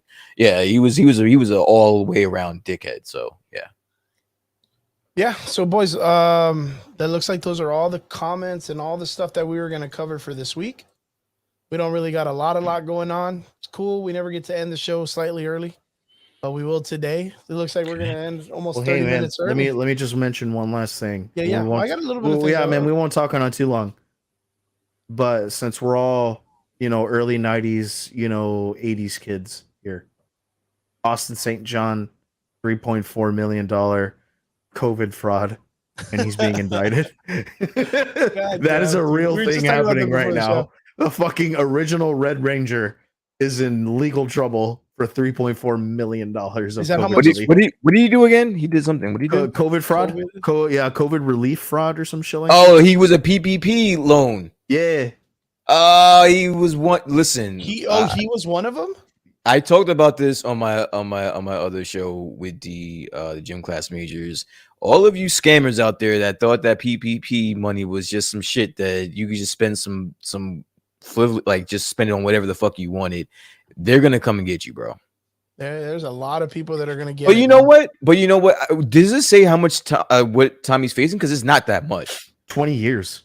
20 years? Yeah, that's a federal crime, man. I know a lot of people with the bro. PPP. He's in it for 3.4 milli. I know a lot of people that were getting it for millions, and the ones that did get caught, they were looking at maybe like 2 or 3 years, which I would gladly risk. But right, dude, fuck it, bro. I will 2 or 3 years in a minimum security prison. Yeah, I would, bro. But I'm spending 2 or 3 years in a goddamn hotel resort. Fucking let's go. but 20 years, that may make me kind of like maybe I might not do it. But I mean, hey man, you gotta take a risk sometimes, man. That's really awkward because you were telling me that, like, yeah, I get it, where they had posted up the wrong pictures of the Power Rangers. They posted up August St. John, and then they posted up Steve Cardenas. Yeah, and people were getting upset. Like, I mean, I get it, but why aren't the other Power Ranger dudes that are upset about the picture mad about this dude stealing money from people during the COVID shit? Like, they should be everyone was. Oh, dude, they have a lot of them have. Oh, like a lot of them are like, fuck him. Take Steve's picture down because obviously this guy's a piece of shit, dude. And then what's that Tommy guy? Jason David Frank. He hates the Red Ranger. Oh, dude, he calls him out at every convention. Every convention, he's like, dude, ask JDF at a convention if he'll fight him, and he'll call him and ask, and like on fucking panel, we'll call Austin St. John to fucking fight him and be like, yo, let's fight it out, motherfucker. Yeah, dude. Yeah, man, this is a guy who went, who squared up with John Claude, bro. Who JVD or JDF, dude. Yeah, man, really? Fucking. Oh yeah, dude, he pinned him against the wall. Fucking choked him. Boom. Well, it's John Claude Van Damme. The guy's just a dancer, man. I was gonna say, yeah, he's not a dancing guy, dude. Apparently, this guy actually won a couple karate tournaments. Who? John Claude. I'm gonna. I don't know, and I'm not gonna fact check it. One of these days, we'll bring. I wanna reach out to Don the Dragon Wilson, and I want to bring him on the show because I'm a really big fan of his, or Richard Norton. That'd be really cool too. Why not bring JDF? Oh, I mean, because he's more. I mean, because you look at Don the Dragon Wilson and Richard Norton, and they're just doing seminars and teaching. Like, they're not even doing films or anything like that. Or JDF is still kind of like. To be fair, it's not like JDF is chewing. Yeah, I was gonna say he's still clamoring on to like this is Bat in the Sun we're talking about, dude. I'm not seeing Bat in the Sun Productions at the fucking movie theater. Yeah, he's still trying to hold on to something, but yeah, he's JDF always booked. You know what? I mean, you're probably not wrong. I mean, honestly, you're not wrong, Michael. I apologize. Like, you know way better than I do. Yeah. Way better than I do. But honestly, man, I was gonna say, you can get David Hayter, dude, I would fucking die if we got Solid Snake, dude, from Metal Gear Solid. That, dude. Any way you want it, my guy. Yeah, I reached out to Michael Betancourt about David Hayter a long time ago. Well, try again. I would keep trying for us. Yeah, Mike. or Ruben Langdon. Ruben Langdon is the mocap for Dante and for Cam. Actually, that's not too far fetched because Ruben Langdon has got no traction under him. My brother Bobby talks to him a lot. Yeah, so that's not too out of the realm of existence. But yo, on a side note, did you guys hear that Thor: Love and Thunder is only going to be an hour and 55 minutes long? Dude, yes. What? Is that good or bad? Horrible. Okay, so I say that one like for two main reasons, right? David Hayter or Ruben Langdon? Marvel films. Chris can get Langdon live there. Yeah, we can. Bitch. I will be there. You let me know. Myers, I need days off when that happens. Anyway, sorry. One, I've been drinking, right? The smash juice. Two, Smash. well, like 150, sorry, like under 2 hours. Yeah, An hour actually, and what's 55 crazy minutes, is dude. So maybe I'm just like on the whole thing of like where I'm like super duper oh my god, sick. Where I'm getting like into the whole like 2 hours plus, right? 2 hours 30, 2 hours 45. With like my movies, Dune and fucking Doctor Strange and Endgame and all of these other movies that are going super duper long. Mhm. Maybe that's just kind of like where I am right now, where I'm expecting a really long movie, and I forget that an entire cohesive movie can be actually told in an hour and a half. yeah. I mean, you're not wrong, Brian. It says the runtime is 2 hours and 13 minutes. Okay. 2 hours and 13 minutes. 2 hours and 13 minutes. That's the runtime.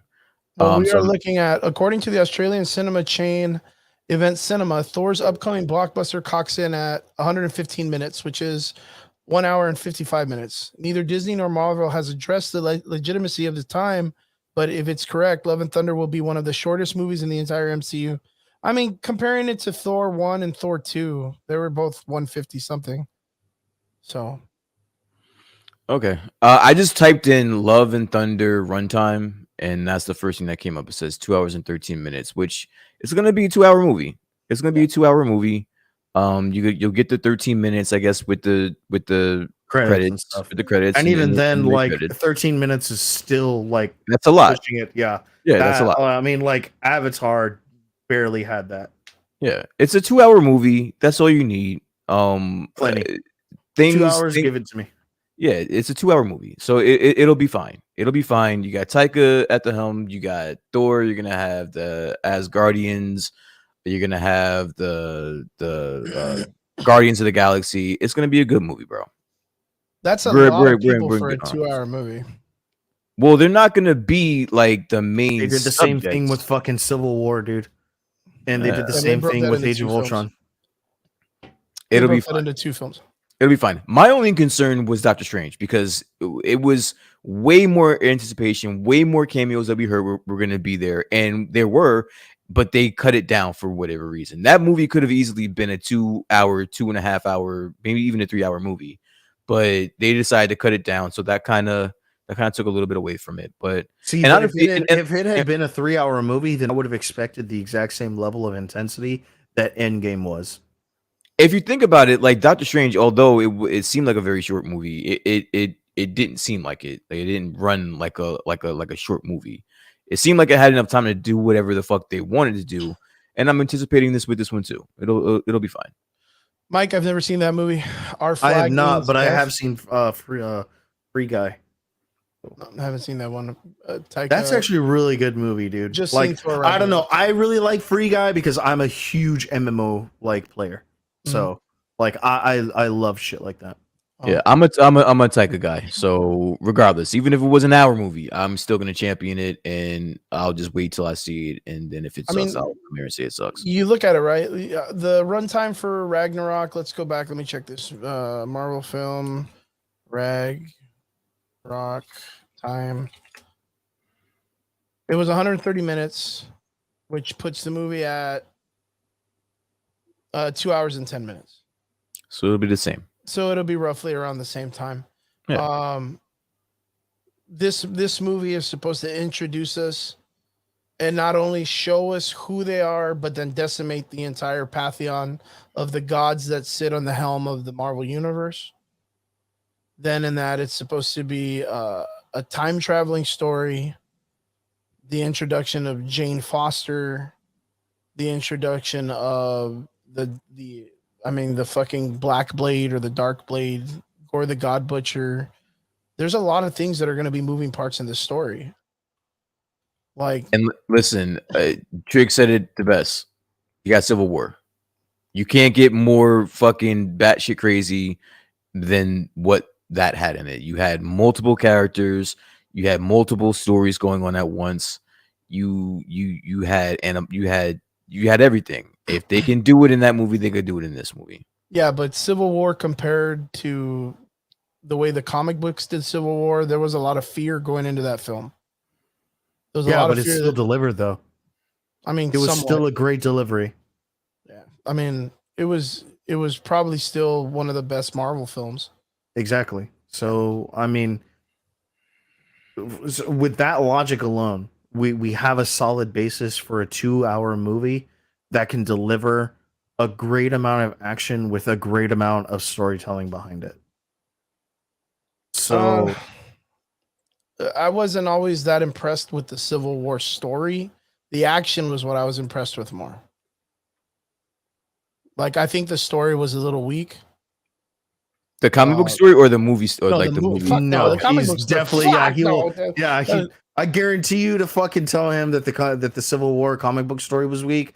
He's gonna push you through a wall. I would lose a nut, dude. It was I so good. I'm and listen, I honestly I Don't say haven't it. I haven't Don't read say it. it. I'm just Don't say it. saying. I'm Don't just say saying. it, Brian. But do Brian, you understand what you I'm saying? No, I You're definitely entering some understand. bad Yeah, we talked territory about this here, earlier. Brian. There's Don't a lot do of it. people. There's a lot of people out there that don't. Don't say it, Brian. All right. I'm- They don't necessarily share the same views on the Civic War. Oh, that's fine. I'm Yeah, that's just fine. It's saying. okay to be wrong, Brian. Listen, I'm just letting you know what I'm hearing okay out to be there wrong, as Brian. somebody that is looking for things to watch and to read. I'm just saying there's people out there that say when you get that opportunity to get to the Civil War comic book, yeah, you're gonna get floored like off of like the first 4 comics. and I'm familiar with it. Actually, I was introduced to Comics Explained through the Civil War one. I remember I started watching it. I didn't finish it, but I am familiar with the majority of what's going on. I'm familiar with the dynamic between Cap and Iron Man and the Accord and all that shit. I'm familiar with all that shit. And I know that the movie did take liberties, especially about the origin of why the Accord was even brought up. So I'm familiar with it. But I'm just letting you know, man, there's a lot of people that don't like that storyline. I'm just saying, man. Like well, these are people who probably didn't read the comic. No, I'm talking about the comics. Yeah, because that was literally like one of the shaping comics of the Marvel universe in the comic books. As far as like new generation goes, like, and I mean like post 2000 generation, yeah. So Civil War was what is like the biggest arc. Shapes like there's still is the biggest arc in Marvel Comics going forward 2000. Yeah, because I can't think of another comic book story that still has echoing effects as Civil War has even throughout the comic books now.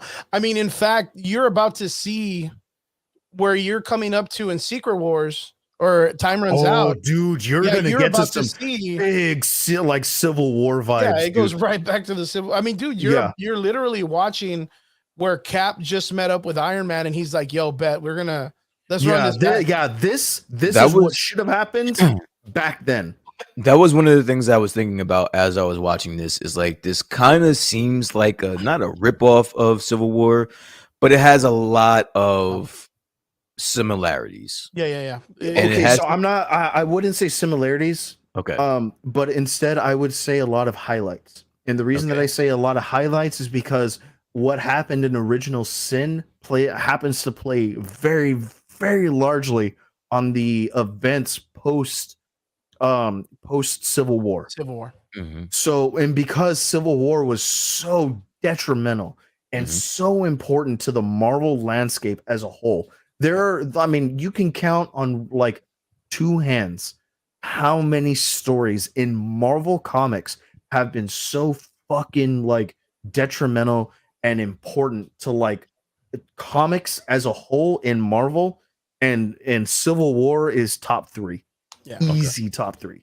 So when they introduced that they were going to do Civil War, That in the divided the films- comic base. That divided the comic fan base. Yeah, because Well, like, I can immediately. I could definitely understand that because just on the outset, me being somebody that only knew of it in name and just Yeah. by knowing that it basically brought all the characters involved and that we didn't have all the characters in the MCU at that time, I kind of knew what it was, and I can only imagine what you guys probably fucking thought. yeah, of the shit.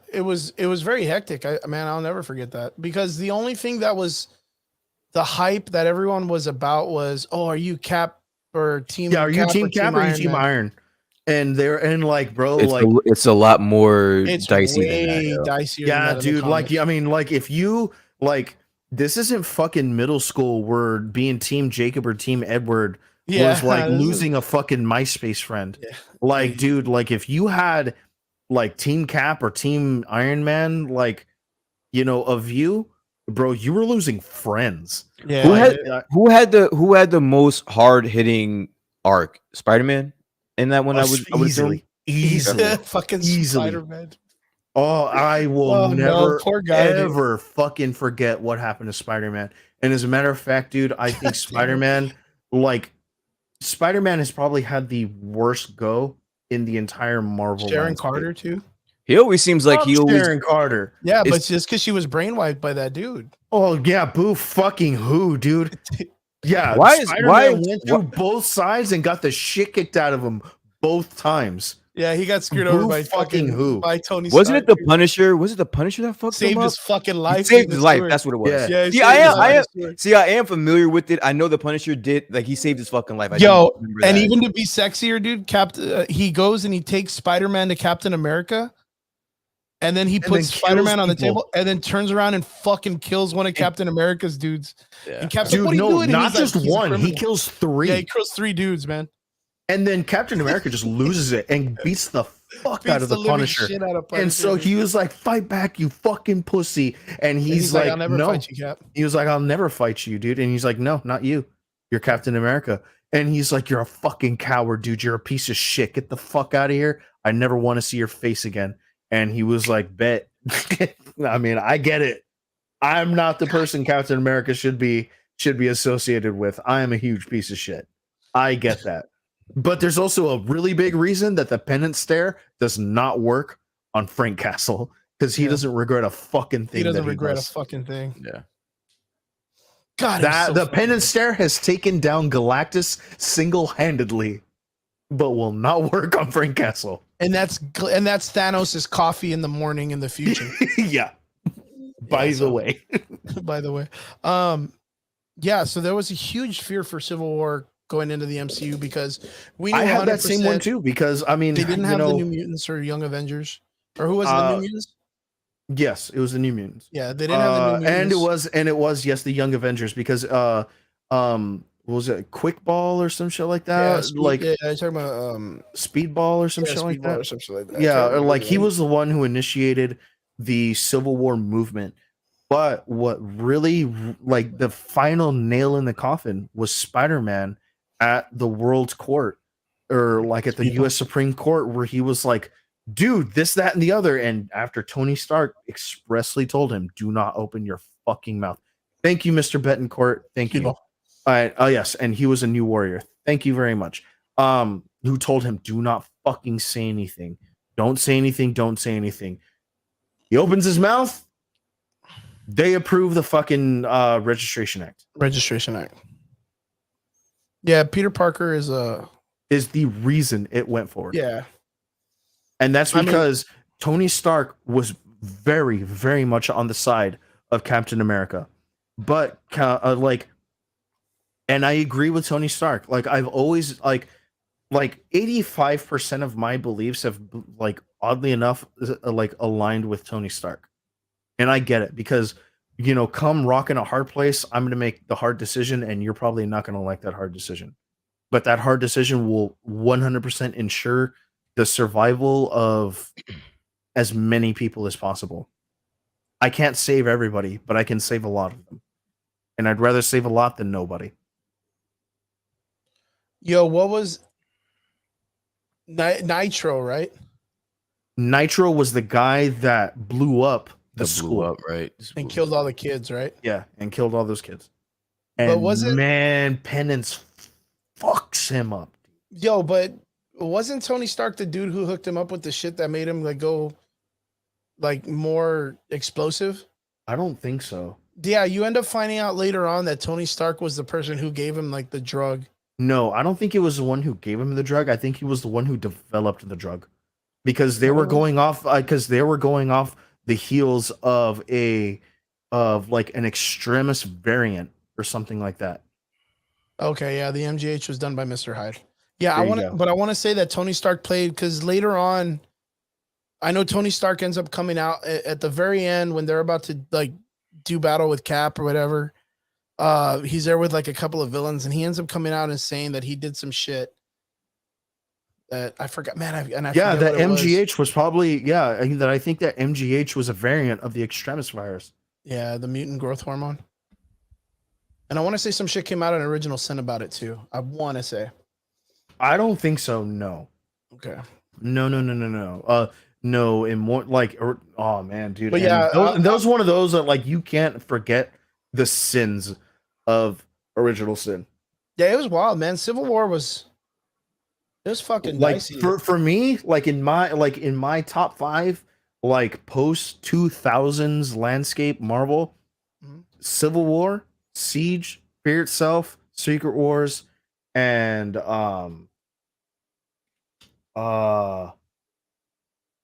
I just had it. Fear, Siege, Secret Wars, Fear Itself. Dude, I had one more. I have to go back and check that out. I am gonna have to go back and check that out myself. For what are you doing? Are you no? Because I want to say I'm that. just doing a top 5, but like you know, and Original Sin. My bad. But that would be rad, right there, man. Look, Brian, Michael Chris- Betancourt says we Chris should do a what? Civil War discussion once you catch up. All right, Chris. yeah, what's dude, that? I have been saying, let me get shit faced and let me discuss Siege. Shit faced. I've been saying this for 2 years. Yeah, he's been fucking climbing. Because we saw it for the. I'll have to show you that video. It's a great video. The head singer from Panic at the Disco explaining how he met. And he pukes. Which one?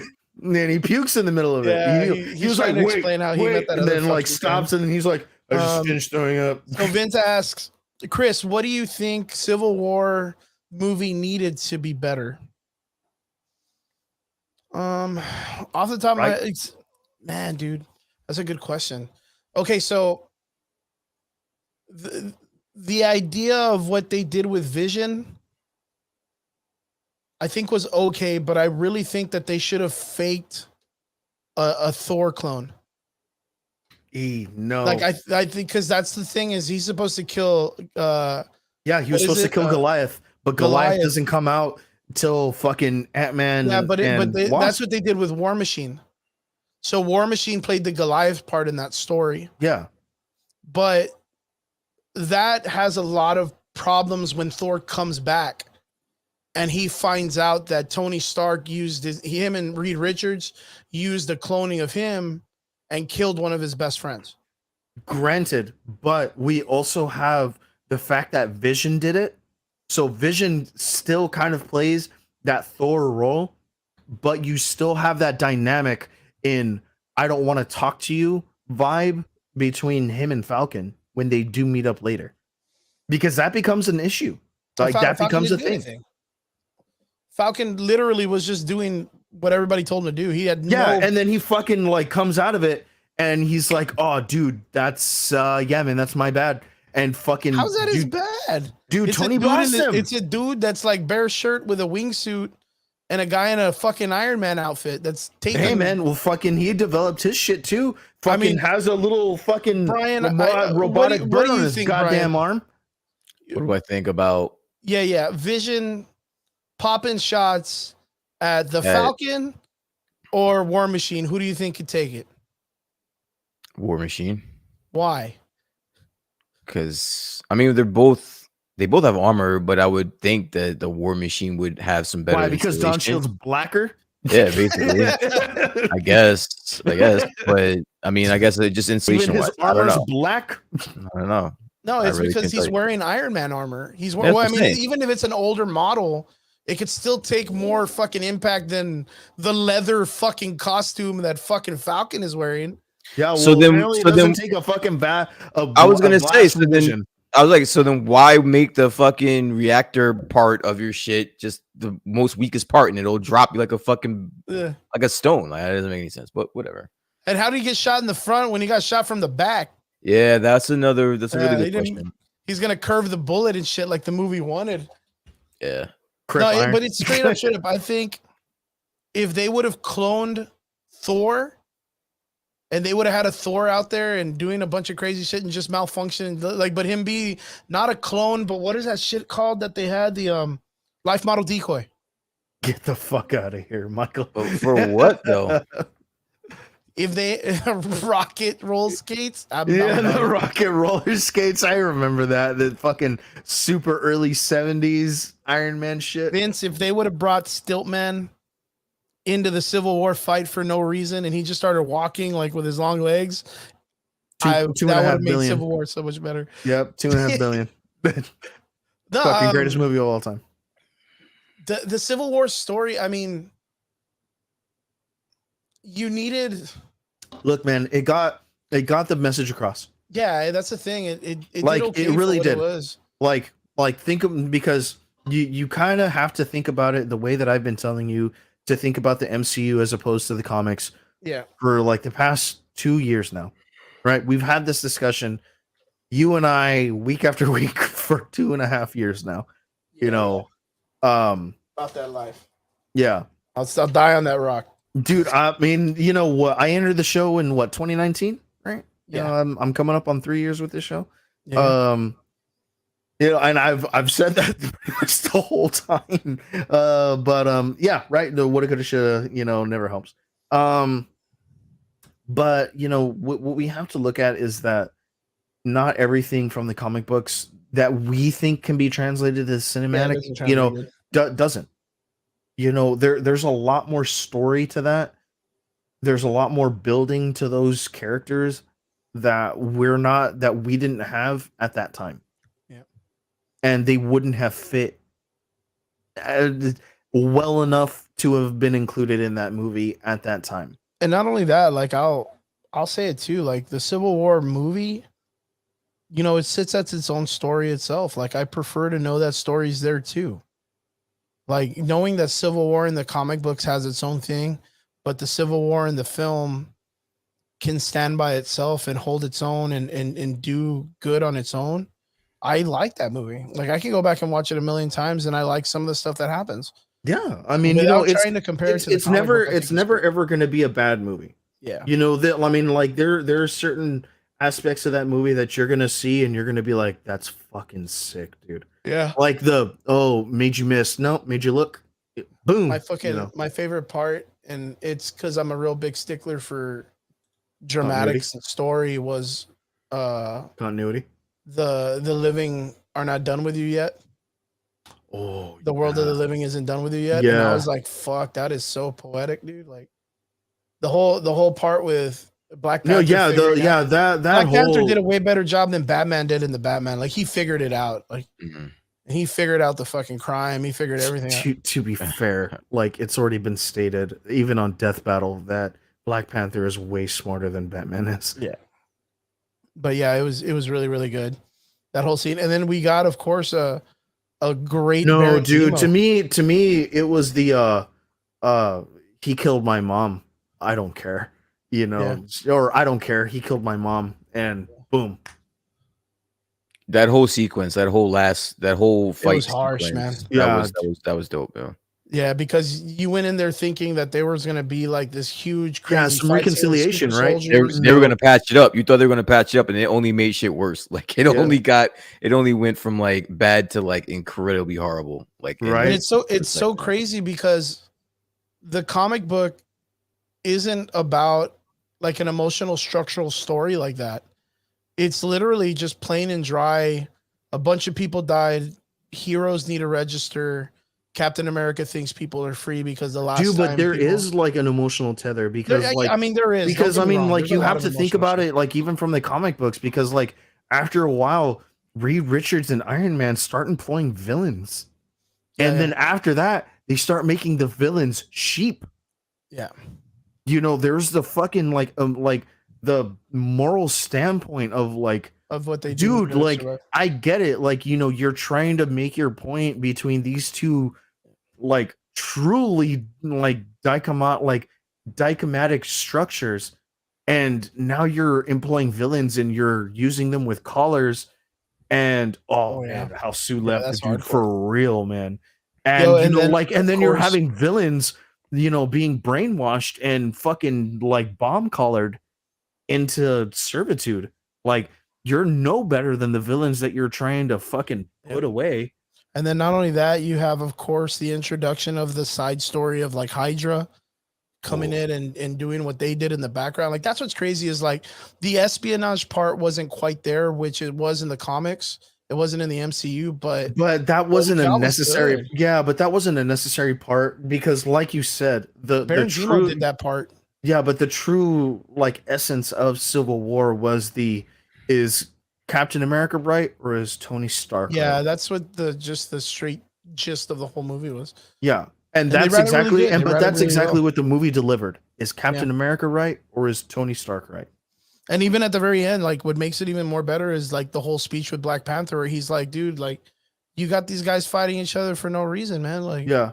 they don't even know that they're just falling in for all this stuff that you've done, and you're just a man that just caters to his revenge, and like this is what and I love it, dude. I love it even So more. good. He was like, "Yeah, man, you're right. Yeah. I was just doing this because I'm pissed off, but at least I don't have to live with this fact anymore." And he was like, the Fuck. world of the living is not done with you yet. At least we got a widow mention in the movie. Yeah, I think Right. they never touch base on throughout the rest of it.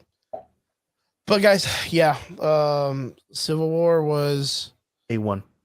A1, and yeah, it's an interesting story because, like, yeah, you're right. Like in the time it's given, they do give you a great amount of story. I guess my mind's playing tricks on me because of the fact that, you know, you hear 155 for the movie, that's including credits for the playtime. And I know how big they went with the Jane Foster, Gore the God Butcher, and all of that stuff. And to try to think in my head, how are you going to consolidate that all into one story, including introducing like symbiote-like creatures? Exactly, man. Like There's a lot of like Chris, I know that you have your expectations at an 11. No, I'm no, telling no. you to turn them down I to don't. like a 4. Yeah, I've learned to tone it down. The hippo. No, and dude, Midnight like got me to tone it down a lot. you're not listening to me, dude. Like you think you are, but you're not. I'm telling Maybe you, you're brother. right. Like you are at an 11 right now. I know what you're expecting, and I know what you want to be Brian knows too. expecting Look out at of this. Brian. He's just Oh, laughing. dude, Nah, I can't wait. I can't wait. is Yo, I stroking can't his wait. nose, like You guys- knowing you that, guys like, are I Trigger's I talking can't- all this I shit can't right now, and wait. it ain't gonna You mean guys, a you guys that goddamn are chilling thing. out watching the show in the comments, like you have no idea what goes on I in the can't wait. background in the private chat. Right? Brian will hit me up right when the movie ends, and he'll be like, "Chris, how are you gonna shit on this one this time? I need to Dude, know." I mean, like, I'll and I'm the literally be same like- way, and I'm like, come on, Chris. I had a friend of mine the other day that was like, "Hey, I was at work the other day and I decided to put on your last podcast, and I listened to a whole like 2.5 hours of you guys tearing the shit out of Doctor Strange 2." And I was like, bet in my mind, and I was like, get it. He was like, that was funny as fuck. He's like, that was funny. He's like, everybody was telling me how good it was, and here I am listening to you tell everybody how shitty it was. And he's dude. like, I mean, come on, man. Like, I don't want that to be like our show, though. Like, oh, it's I'm not fucking Angry terrible, Joe or any of these fucks who are like, No, you know I'm what's gonna even be funnier, like though? completely negative as fuck. Angry Well, Joe. listen, hey, listen. In our defense, if something is good and it makes sense and it's Oh, dude, I well love the put shit out together, of it. we'll love it. Yeah, dude, But I will love this. Some things sometimes, I mean, some things need to be called out sometimes, and we. Yo, we the do. guys will vouch. The guys will vouch. This week, literally, it was the Hulk CG looked like ass, and I was there on that bed. Dude, Nah, he man, was it ready great. to die on Nah, that hill. CG was great. Nah, CG. And you know what? Like the majority of people spoke that the CG was bad, and I guess I was just being biased. I'll admit it. Like, you know, so they have to go back and they have to ugly Sonic that shit. They got to fix some stuff. They really, really do. And then, you know, of course, we got some news that they weren't quite done with the stuff, but they released the trailer. That's a fuck up on them. That's a fuck up on them. Does That's that my diminish? only question. I don't Does care. that I don't. diminish the idea that we're getting a story? No, No, it doesn't. I'm still gonna watch it, and honestly, I'm still gonna watch it, and that was my own. That was my biggest thing. It wasn't even that the CGI was trash. It was the fact that they decided to do a trailer with the CGI looking like that. Like, I don't think that was the smartest thing to do. And you know what? I will agree with you 100% and state that these are the times where we should expect better from companies that have that kind of money. We should expect better because, and that's why I'm always like, yo, the story writing sucks. We expect better.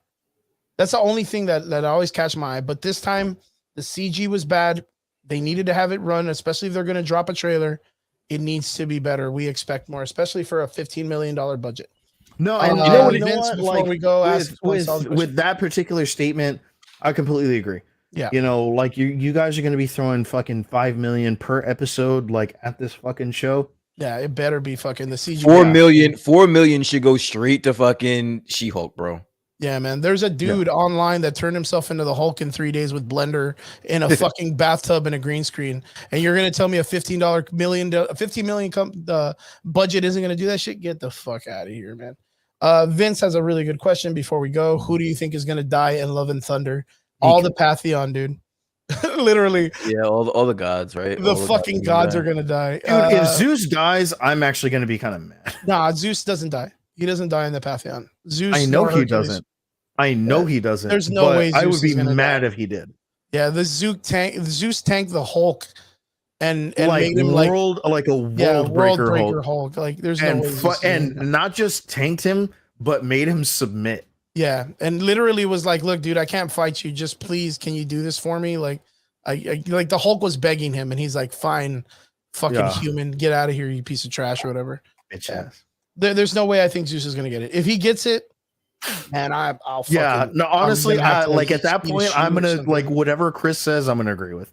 Yeah, like that would be the wildest shit if he beats Zeus, because Zeus is because like I mean, okay, so Zeus in the Pantheon or those or in the Sky Fathers, you know, he is considered to rival, if not be like greater than Odin. Yeah, so that is a 100% in the comic book confirmed fact. But straight up, yeah, most of the gods are probably gonna die. Oh, dude, if we got to see Hercules, I'd fucking lose my mind. And I hope it's fucking Henry Cavill. Dude, that'd be so good. I hope it's fucking Henry Cavill, dude. Not even kidding. No, dude, I hope it's The Rock. Guys, what did you think of today's show? We're gonna go ahead and hear what were your thoughts on hearing that we may get a possibility of having the Squadron Supreme and Loki 2 season 2. I'm excited. Hyperion. Right, dude. I thought I was the drunk one, man. Come on. He's one of my favorite Superman style characters in the trope of Superman characters in comics. I hope he does an amazing job, and I hope they do an amazing job. People are talking about hopefully them bringing Henry Cavill for him, which I think would never happen because that would be a huge slap in the face if they brought him in for a Superman character. Hercules, Captain Britain, I'm about, but for them bringing him in as a Hyperion or the Sentry, I'd be kind of against it. You know what? After what fucking DC did to him, I mean, the dude that came out in the Norseman, Alexander Skarsgård. Yeah, him to play Sentry, dude. He looks awesome in the Norseman. Have you seen the trailer for that yet, bro? I've seen a trailer. We got to get behind that. We got to check that movie out. That movie looks. I already saw it. I've seen it like 4 times. It's amazing. Dude, yeah, Jigs was talking about it like last week, right? Yo, we need to. It is so Brian, good. We need to see it, and we need to discuss it next week. Okay. Yeah. It's on Netflix, though, right? No, fuck no. Where's it on? I thought it was on Netflix.